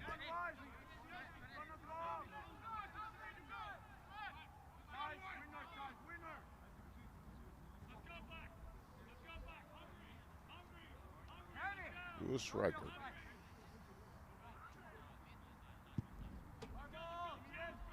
Down to just over 2 minutes to go.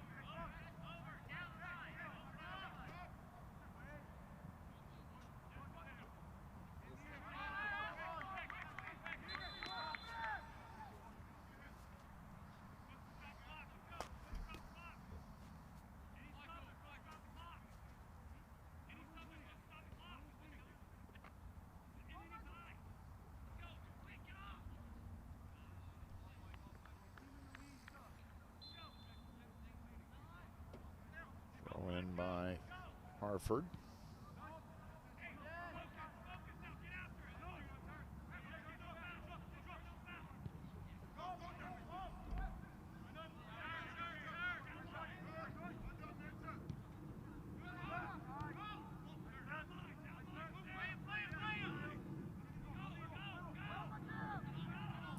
Raptors run it down, cut it off, stop the attack. Down to 30 seconds.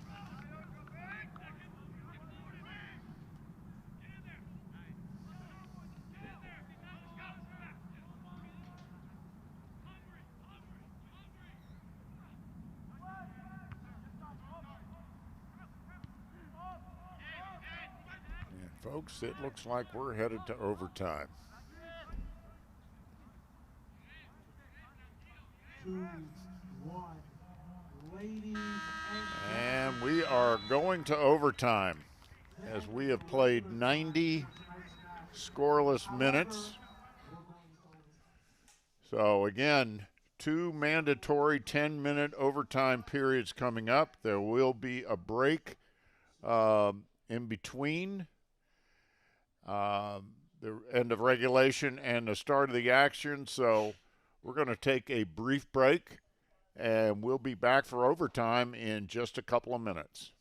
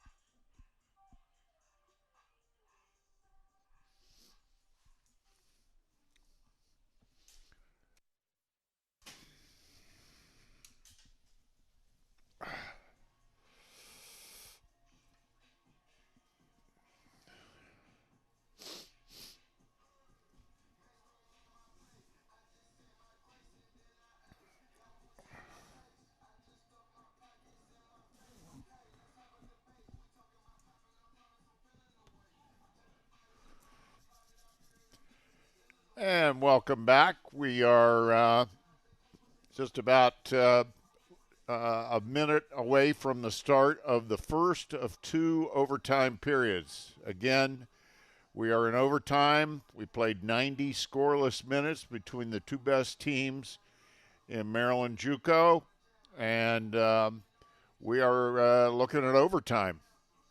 And the way overtime is structured is it's 2 10-minute periods regardless of the score. Mandatory 2 10-minute periods. Should we be tied after the 2 mandatory 10-minute periods, then we go to penalty kicks. Good look at Pedro Braz, head coach of the Raptors, coaching his guys up.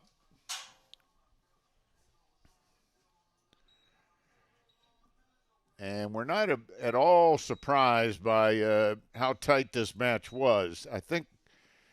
I am quite surprised that neither team has scored. And that is a surprise as far as I'm concerned.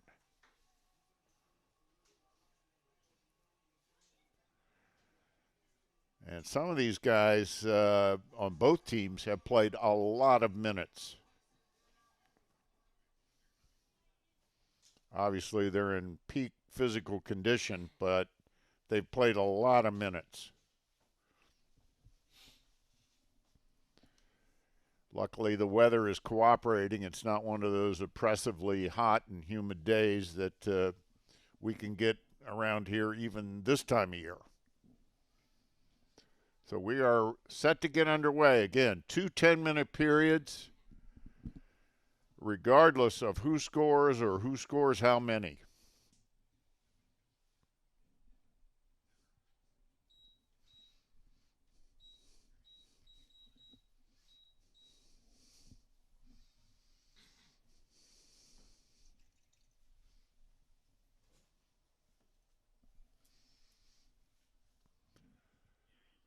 So once again, Raptors in white, Hartford in the dark uniforms. I thought they were blue. They might be black. So here we go. We're back at it.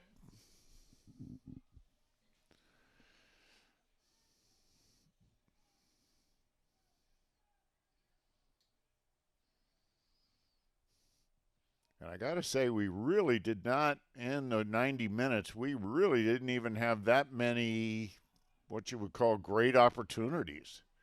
These defenses have been really tough.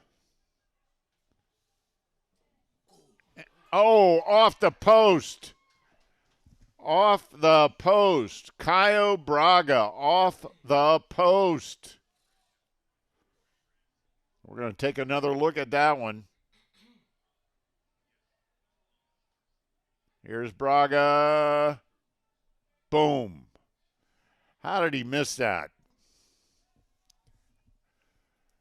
Great replay there, but what a how couldn't have been any closer.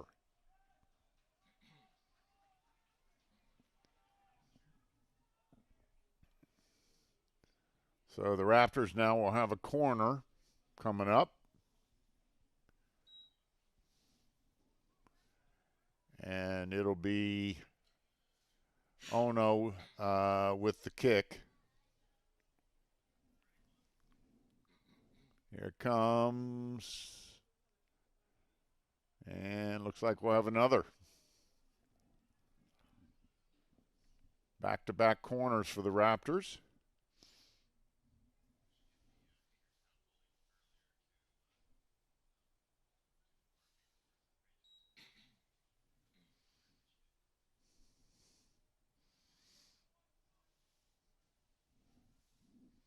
There it comes. Again, nothing.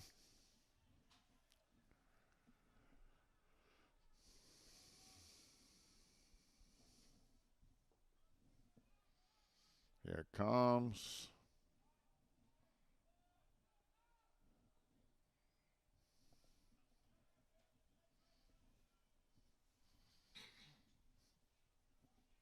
Raptors have definitely had the advantage in corners, but have yet to convert.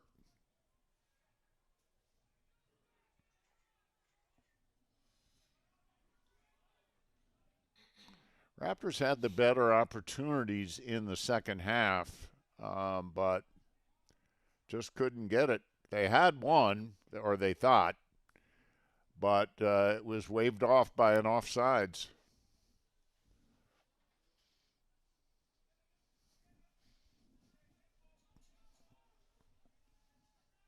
And, of course, at the conclusion of this match, we will have the awards presentation for the Region 20 Championship Trophy, and also they will name the all-tournament team.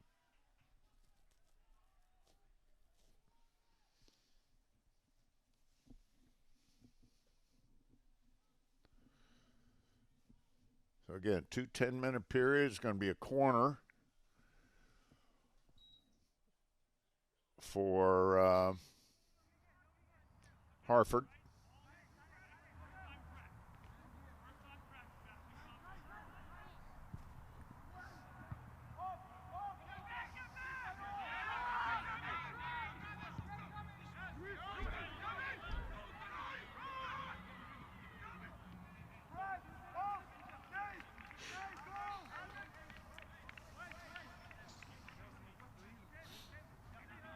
First overtime period.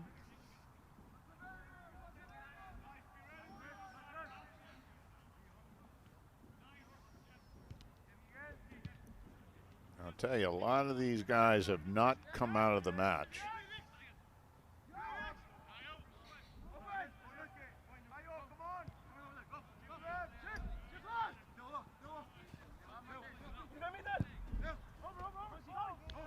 Big leg there, but Mendia with the right there. There's Ono. Nice run, but it's broken up.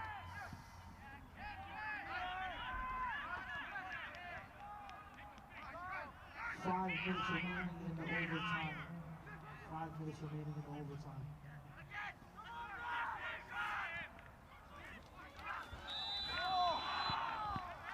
And Mendia right there. Offsides, though. Wouldn't have mattered.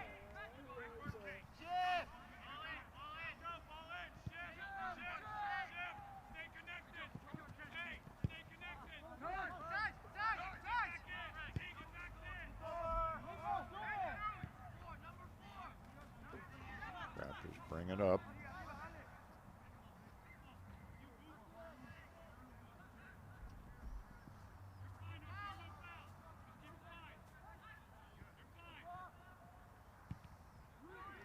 There's a kick. Oh.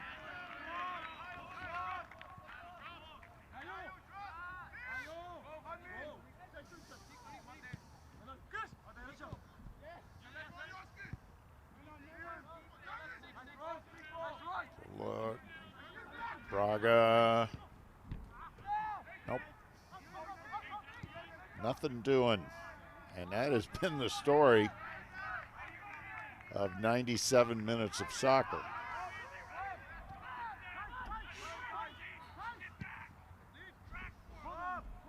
Raptors have definitely been the aggressor from the second half on, but they just can't convert. The back line for Hartford is very strong, and Rickard has made a couple of nice stops in goal.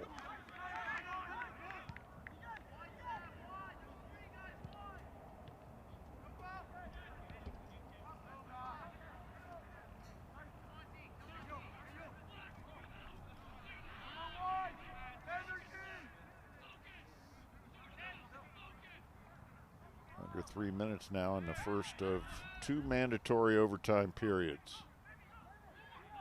Raptors got something going here inside the 18, but again, the collapsing Hartford defense.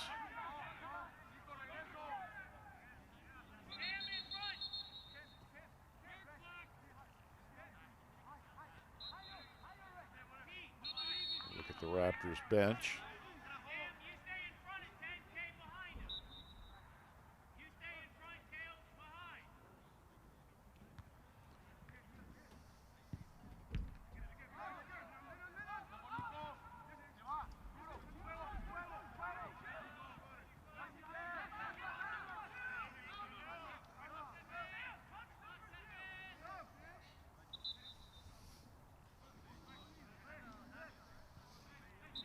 Under 2 minutes now.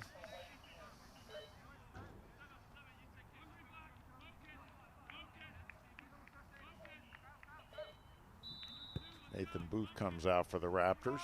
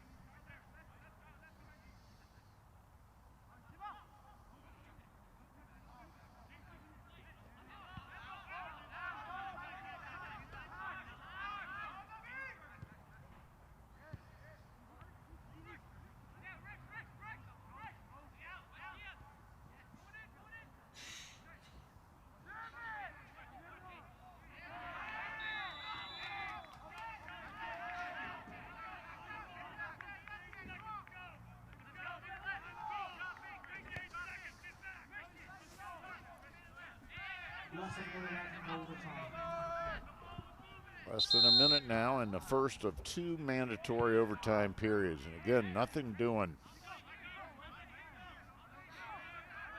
Get the very strong feeling we're going to PKs.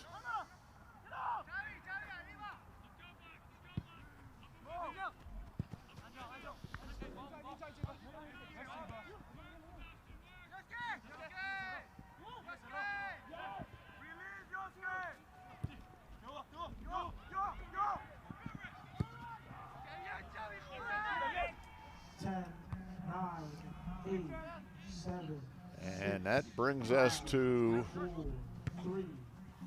the end of the first overtime period. There will be a break in between the 2 periods to allow the players to get a little rest. And we're going to take a short break. Actually, we'll probably keep it right here. We'll take a little break after all. I've been convinced that we must take a break. So we're going to take a little break. We'll be right back with the second overtime period.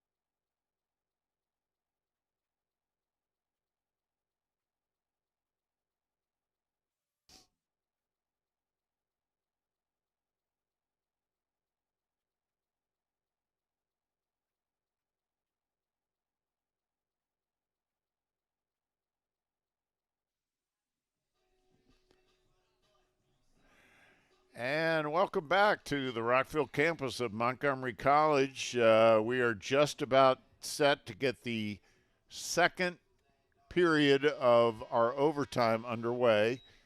In case you're just joining us, we are in overtime. There are two 10-minute mandatory overtime periods, regardless of how many goals are scored. And the first overtime period passed with no scoring, which is also the story of the first 90 minutes. No scoring on either side. The Raptors definitely had the better of that period.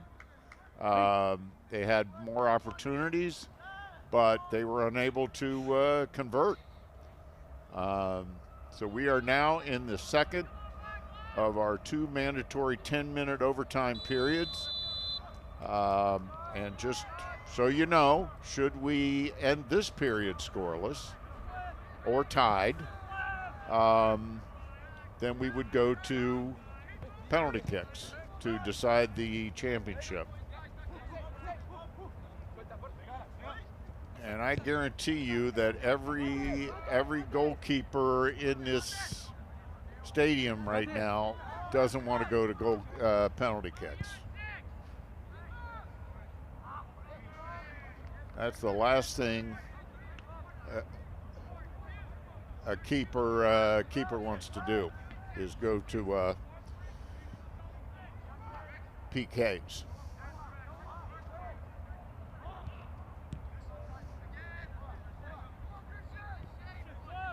So we are underway once again. The Raptors, Montgomery College Raptors, the number one seed in the tournament. They are in white. Hartford, the number 2 seed in the tournament, in black. And the winner will be the Region 20 champion and will advance to the district championship, which will be right here at Montgomery College next Saturday, the 9th, at noon, and that will be on MCTV.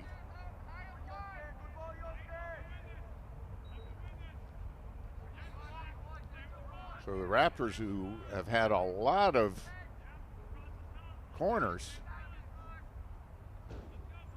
over the course of particularly the second half and overtime period, but have yet to convert. And they don't again.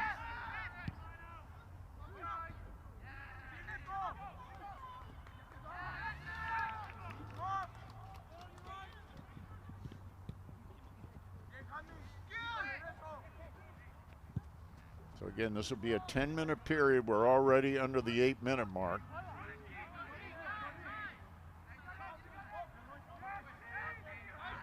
In case you joined us late, the Raptors women's team advanced to their regional final by defeating Hagerstown today, 4-3. The Raptors' 4 goals were all scored by Kendra Wochin.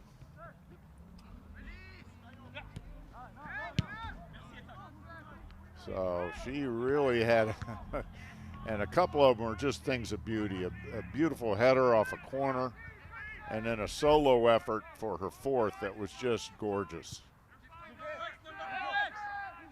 Kendra really was the star of the day, no question about it. And keep in mind, Hagerstown came into that one with the leading scorer in the country.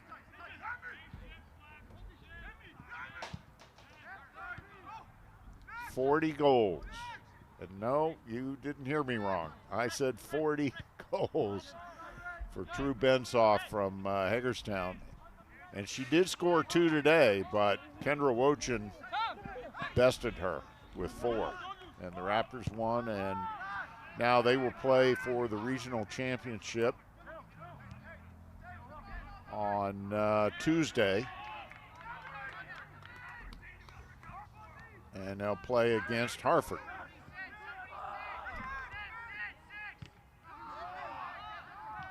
Very big rival of Montgomery College in both men's and women's soccer. I think that's part of the reason we're seeing the match that we're seeing today. It's just very tightly played. very defensive oriented. And neither team has been able to break through. We're down to almost 5 minutes to go. Again, should we finish out this period with no score, we will go to penalty kicks.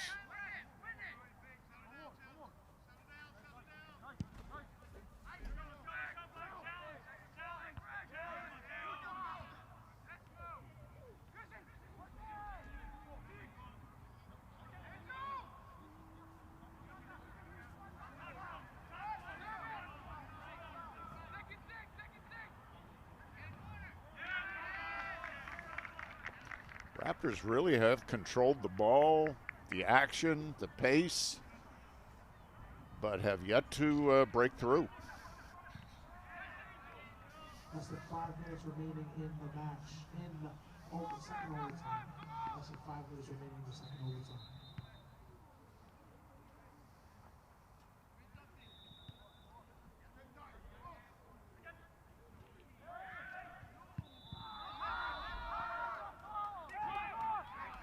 There's a foul, and the Raptors will take over.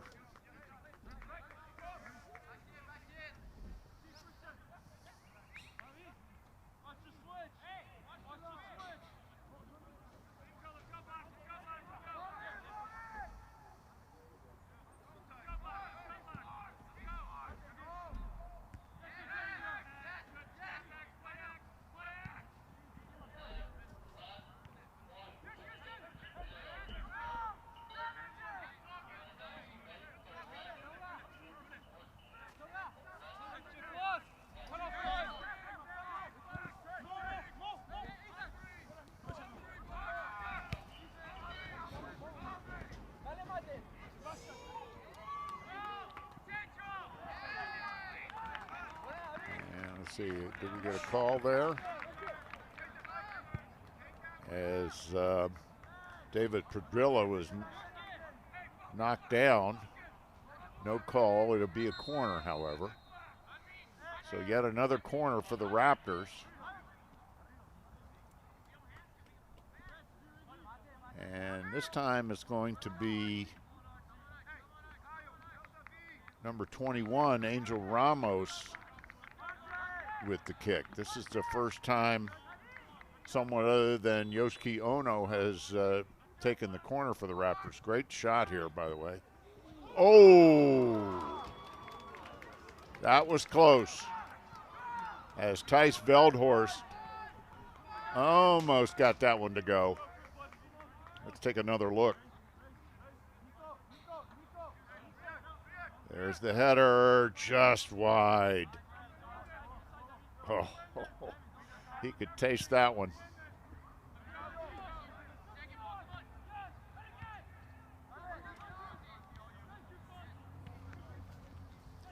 So we are in the second of 2 mandatory 10-minute periods. Should we end in a tie, we will have penalty kicks, and that is beginning to look like more and more like a possibility.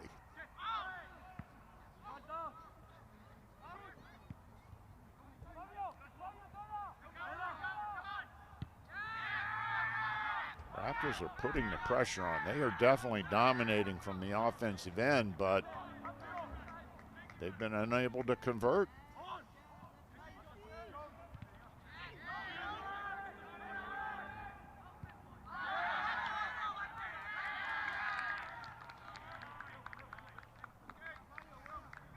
Come down to the 2-minute mark.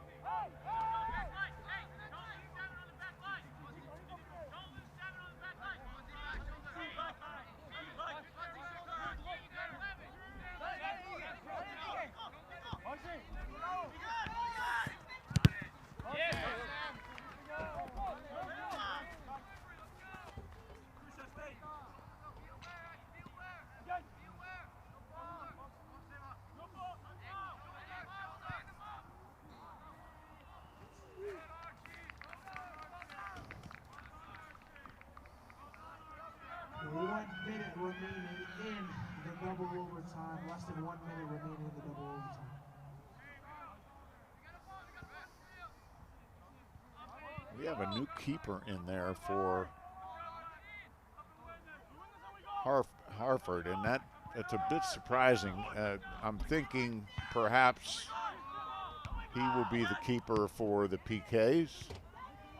Maybe he has demonstrated better ability here, but yeah, this is number 1 now, Archie Bennett, who really has played the majority of the minutes in keeper this season for Hartford. Comes Hartford on the attack. This is the first respectable attack they've had in the overtime period. And here we go, folks. We are going to PKs to decide the champion of the NJCAA Region 20 tournament. So I'm sure there'll be a break, and while they figure out or decide who's going to take the kicks. But it's a very nerve-wracking situation for the keeper in particular, but a lot of pressure on the kicker as well. But the keeper is really in a, you just can't make a mistake. And the PKs happen so quickly that one false move, you guess wrong, and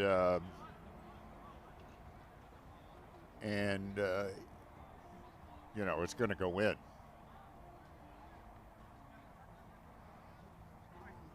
So we've got about a minute and a half until we get that going.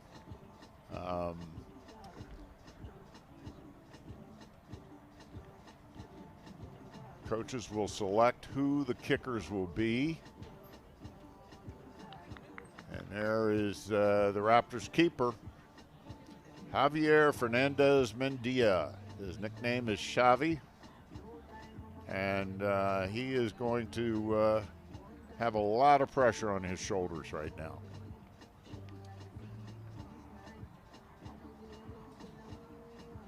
Good look at the Raptors huddle there. Mendia looks confident. He knows what he's got to do. And I'm sure he's been in this situation before.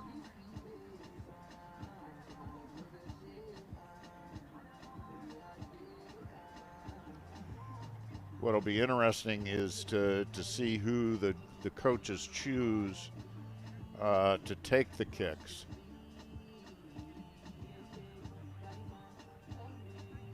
A lot of pressure on the kicker as well.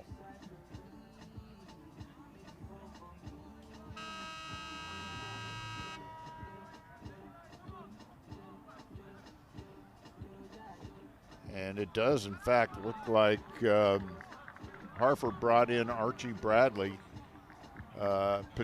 just for the express purpose of being the keeper during the PKs.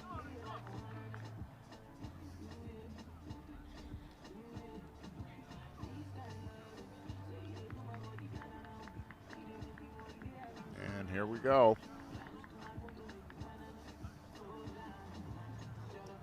As you can see, it's not very far away. Great shot there.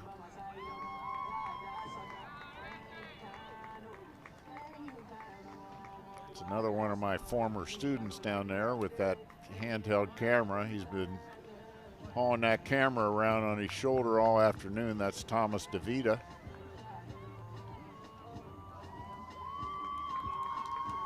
Tommy, as those that are near and dear like to call him.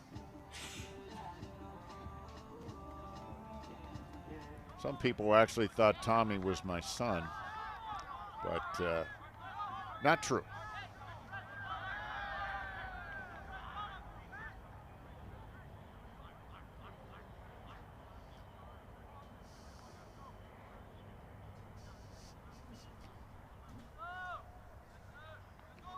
So here we go. It'll all happen at this, at the south end of the stadium.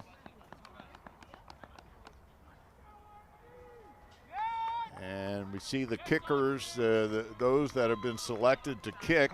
The Raptors will go first, and Caio Braga will be going up against Archie Bradley.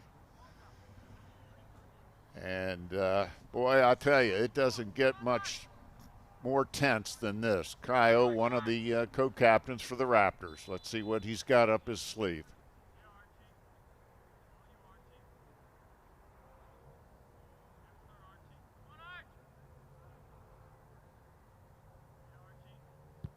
And he buries it.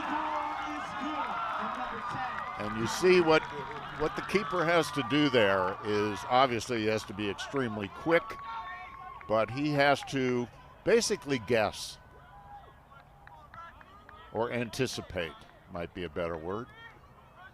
Well, Bradley anticipated incorrectly, and now Mendia takes his place in the net. So that's one for the Raptors.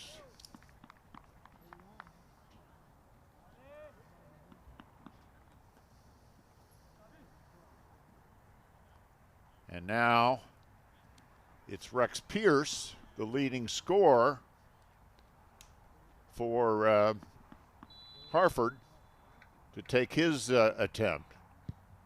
And Mendia almost got a hand on it, but number 9, Rex Pierce, put it in. Mendia made an excellent effort there, almost got his fingers on it. So that's going to bring out Thijs Veldhorst now. Thijs, a sophomore out of the Netherlands, and he'll go up against Bradley again, Archie Bradley.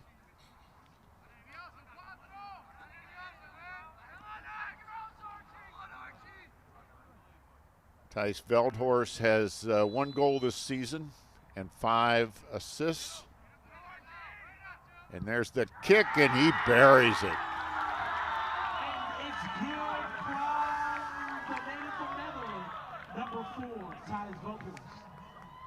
And he's quite pumped about it. So the Raptors, 2 kicks, 2 goals. Up the kick for the Owls is number 5. So Mendia steps back in.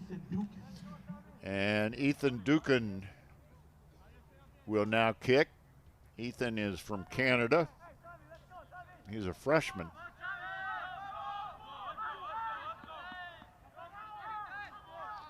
And he'll go up against Mendia.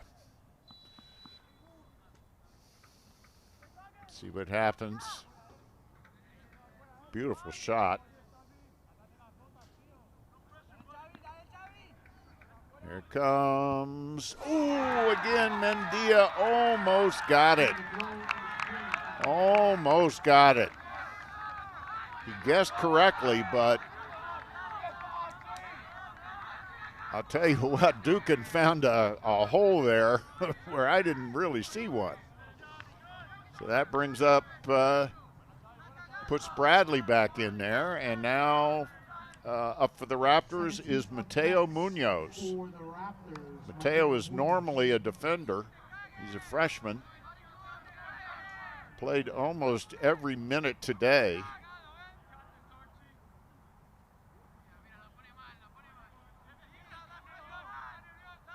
As actually have the 2 previous Raptors, Braga and Veldhorst. There it is. Oh, and that is stopped by Bradley. That is stopped by Bradley, and that is huge. That is huge. Bradley guessed correctly and made the stop.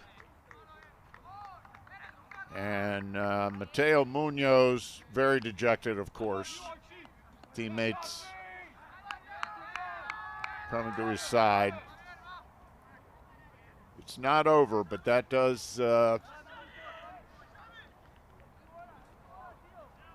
that does give the advantage now to Hartford.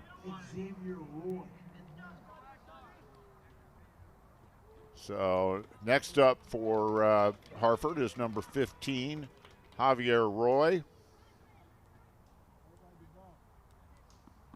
He's also a Canadian from Quebec City. Here's the kick, and he scores. So that puts Hartford up now 3-2 in PKs.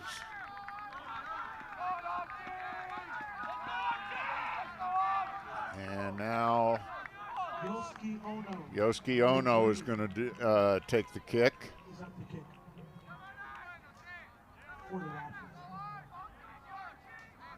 Yosuke, one of the captains. As we talked about earlier, he has started and played in every game this season.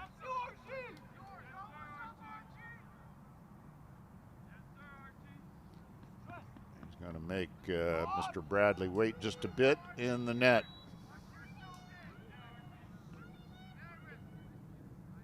Yosuke, one of the top scorers on the Raptors. There he goes.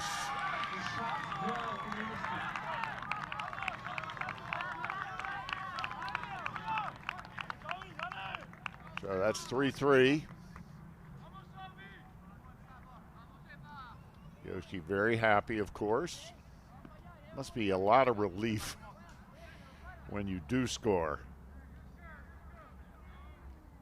Showing some good sportsmanship with Sebastian Franson, who's up next for Hartford.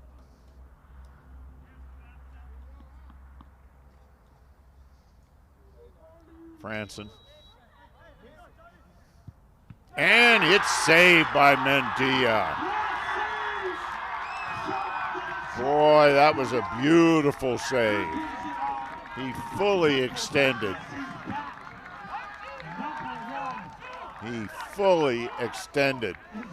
And that was huge. That was a huge stop.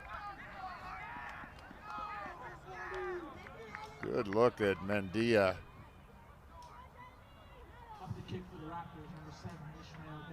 All right, now this brings up Ishmael Demi, leading scorer for the Raptors. He got it in. Whoa. Woo, that was, he went in the hard way.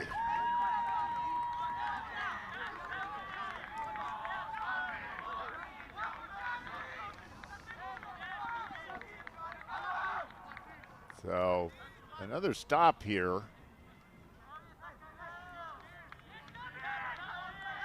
would be huge, of course. And that brings up Tashir Lawrence, number 6, against Mendia. And Mendia obviously feeling confident after his great save on the last kick. Let's see what he comes up with. Oh, boy, he just got it in there. A lot of talking. A lot of talking.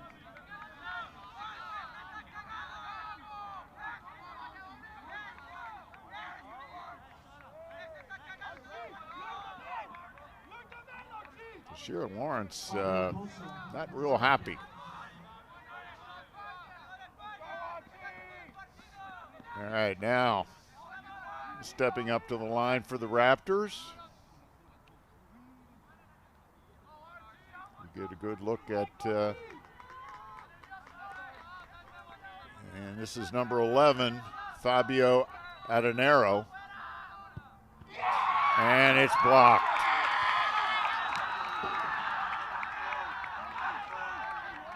And another big block by Archie Bennett.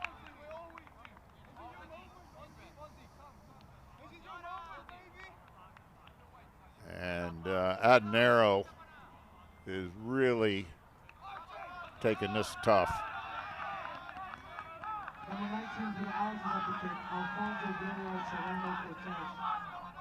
So that brings, that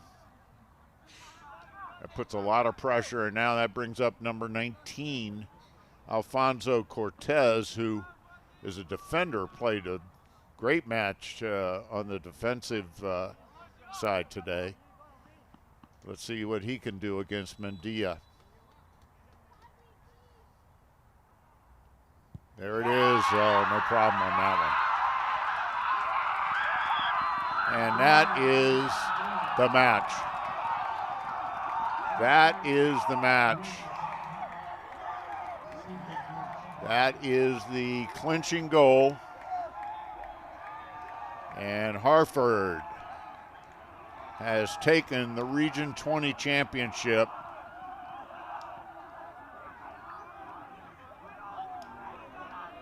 As number 19, Alfonso Gilliard Cortez puts it in to win the match for Hartford. And Hartford, of course, now the Region 20 champion for 2024. The Raptors very, very sad on the field, and they gave it everything they had, but Hartford just had a little bit more there in the PK. So they take the match and they take the championship, and now they will advance to the district championship, which will be next Friday right here at noon. It'll be Hartford against the winner of the Harcum and Monroe match, which is tonight. Starts in about a half an hour. So by the end of the night, Hartford will know who they are playing in the district championship. So a very, very disappointed Montgomery College Raptors team. Had a terrific season. They finish with a record now of 13-2-3 overall. With the win, Hartford advances to the district championship and also improves their record to 13-4-3 overall. So the two best teams in Maryland JUCO gave us about as even a match as you could possibly imagine. And it's just it's a tough way to end the season on PKs. That's all there is to it. It's just a really, really tough way to end the season. Tough way to lose in PKs. And, of course, a lot of people have, comments to say about it, that it's not, they shouldn't end it that way. But the way this match was going, I think the only way this match was ever going to end was through PKs. And that's exactly what we got. So Hartford will advance now, and our final once again on penalty kicks. Hartford takes the Region 20 championship on penalty kicks 5-4. So for everyone from the Montgomery College production team, great job today, everyone. Wonderful job. I'm Michael Brown. We'll see you again tomorrow for volleyball. Volleyball coming up tomorrow, the regional championships. So for Montgomery College Television, I'm Michael Brown. Thanks so much for joining us for NJCAA College Soccer.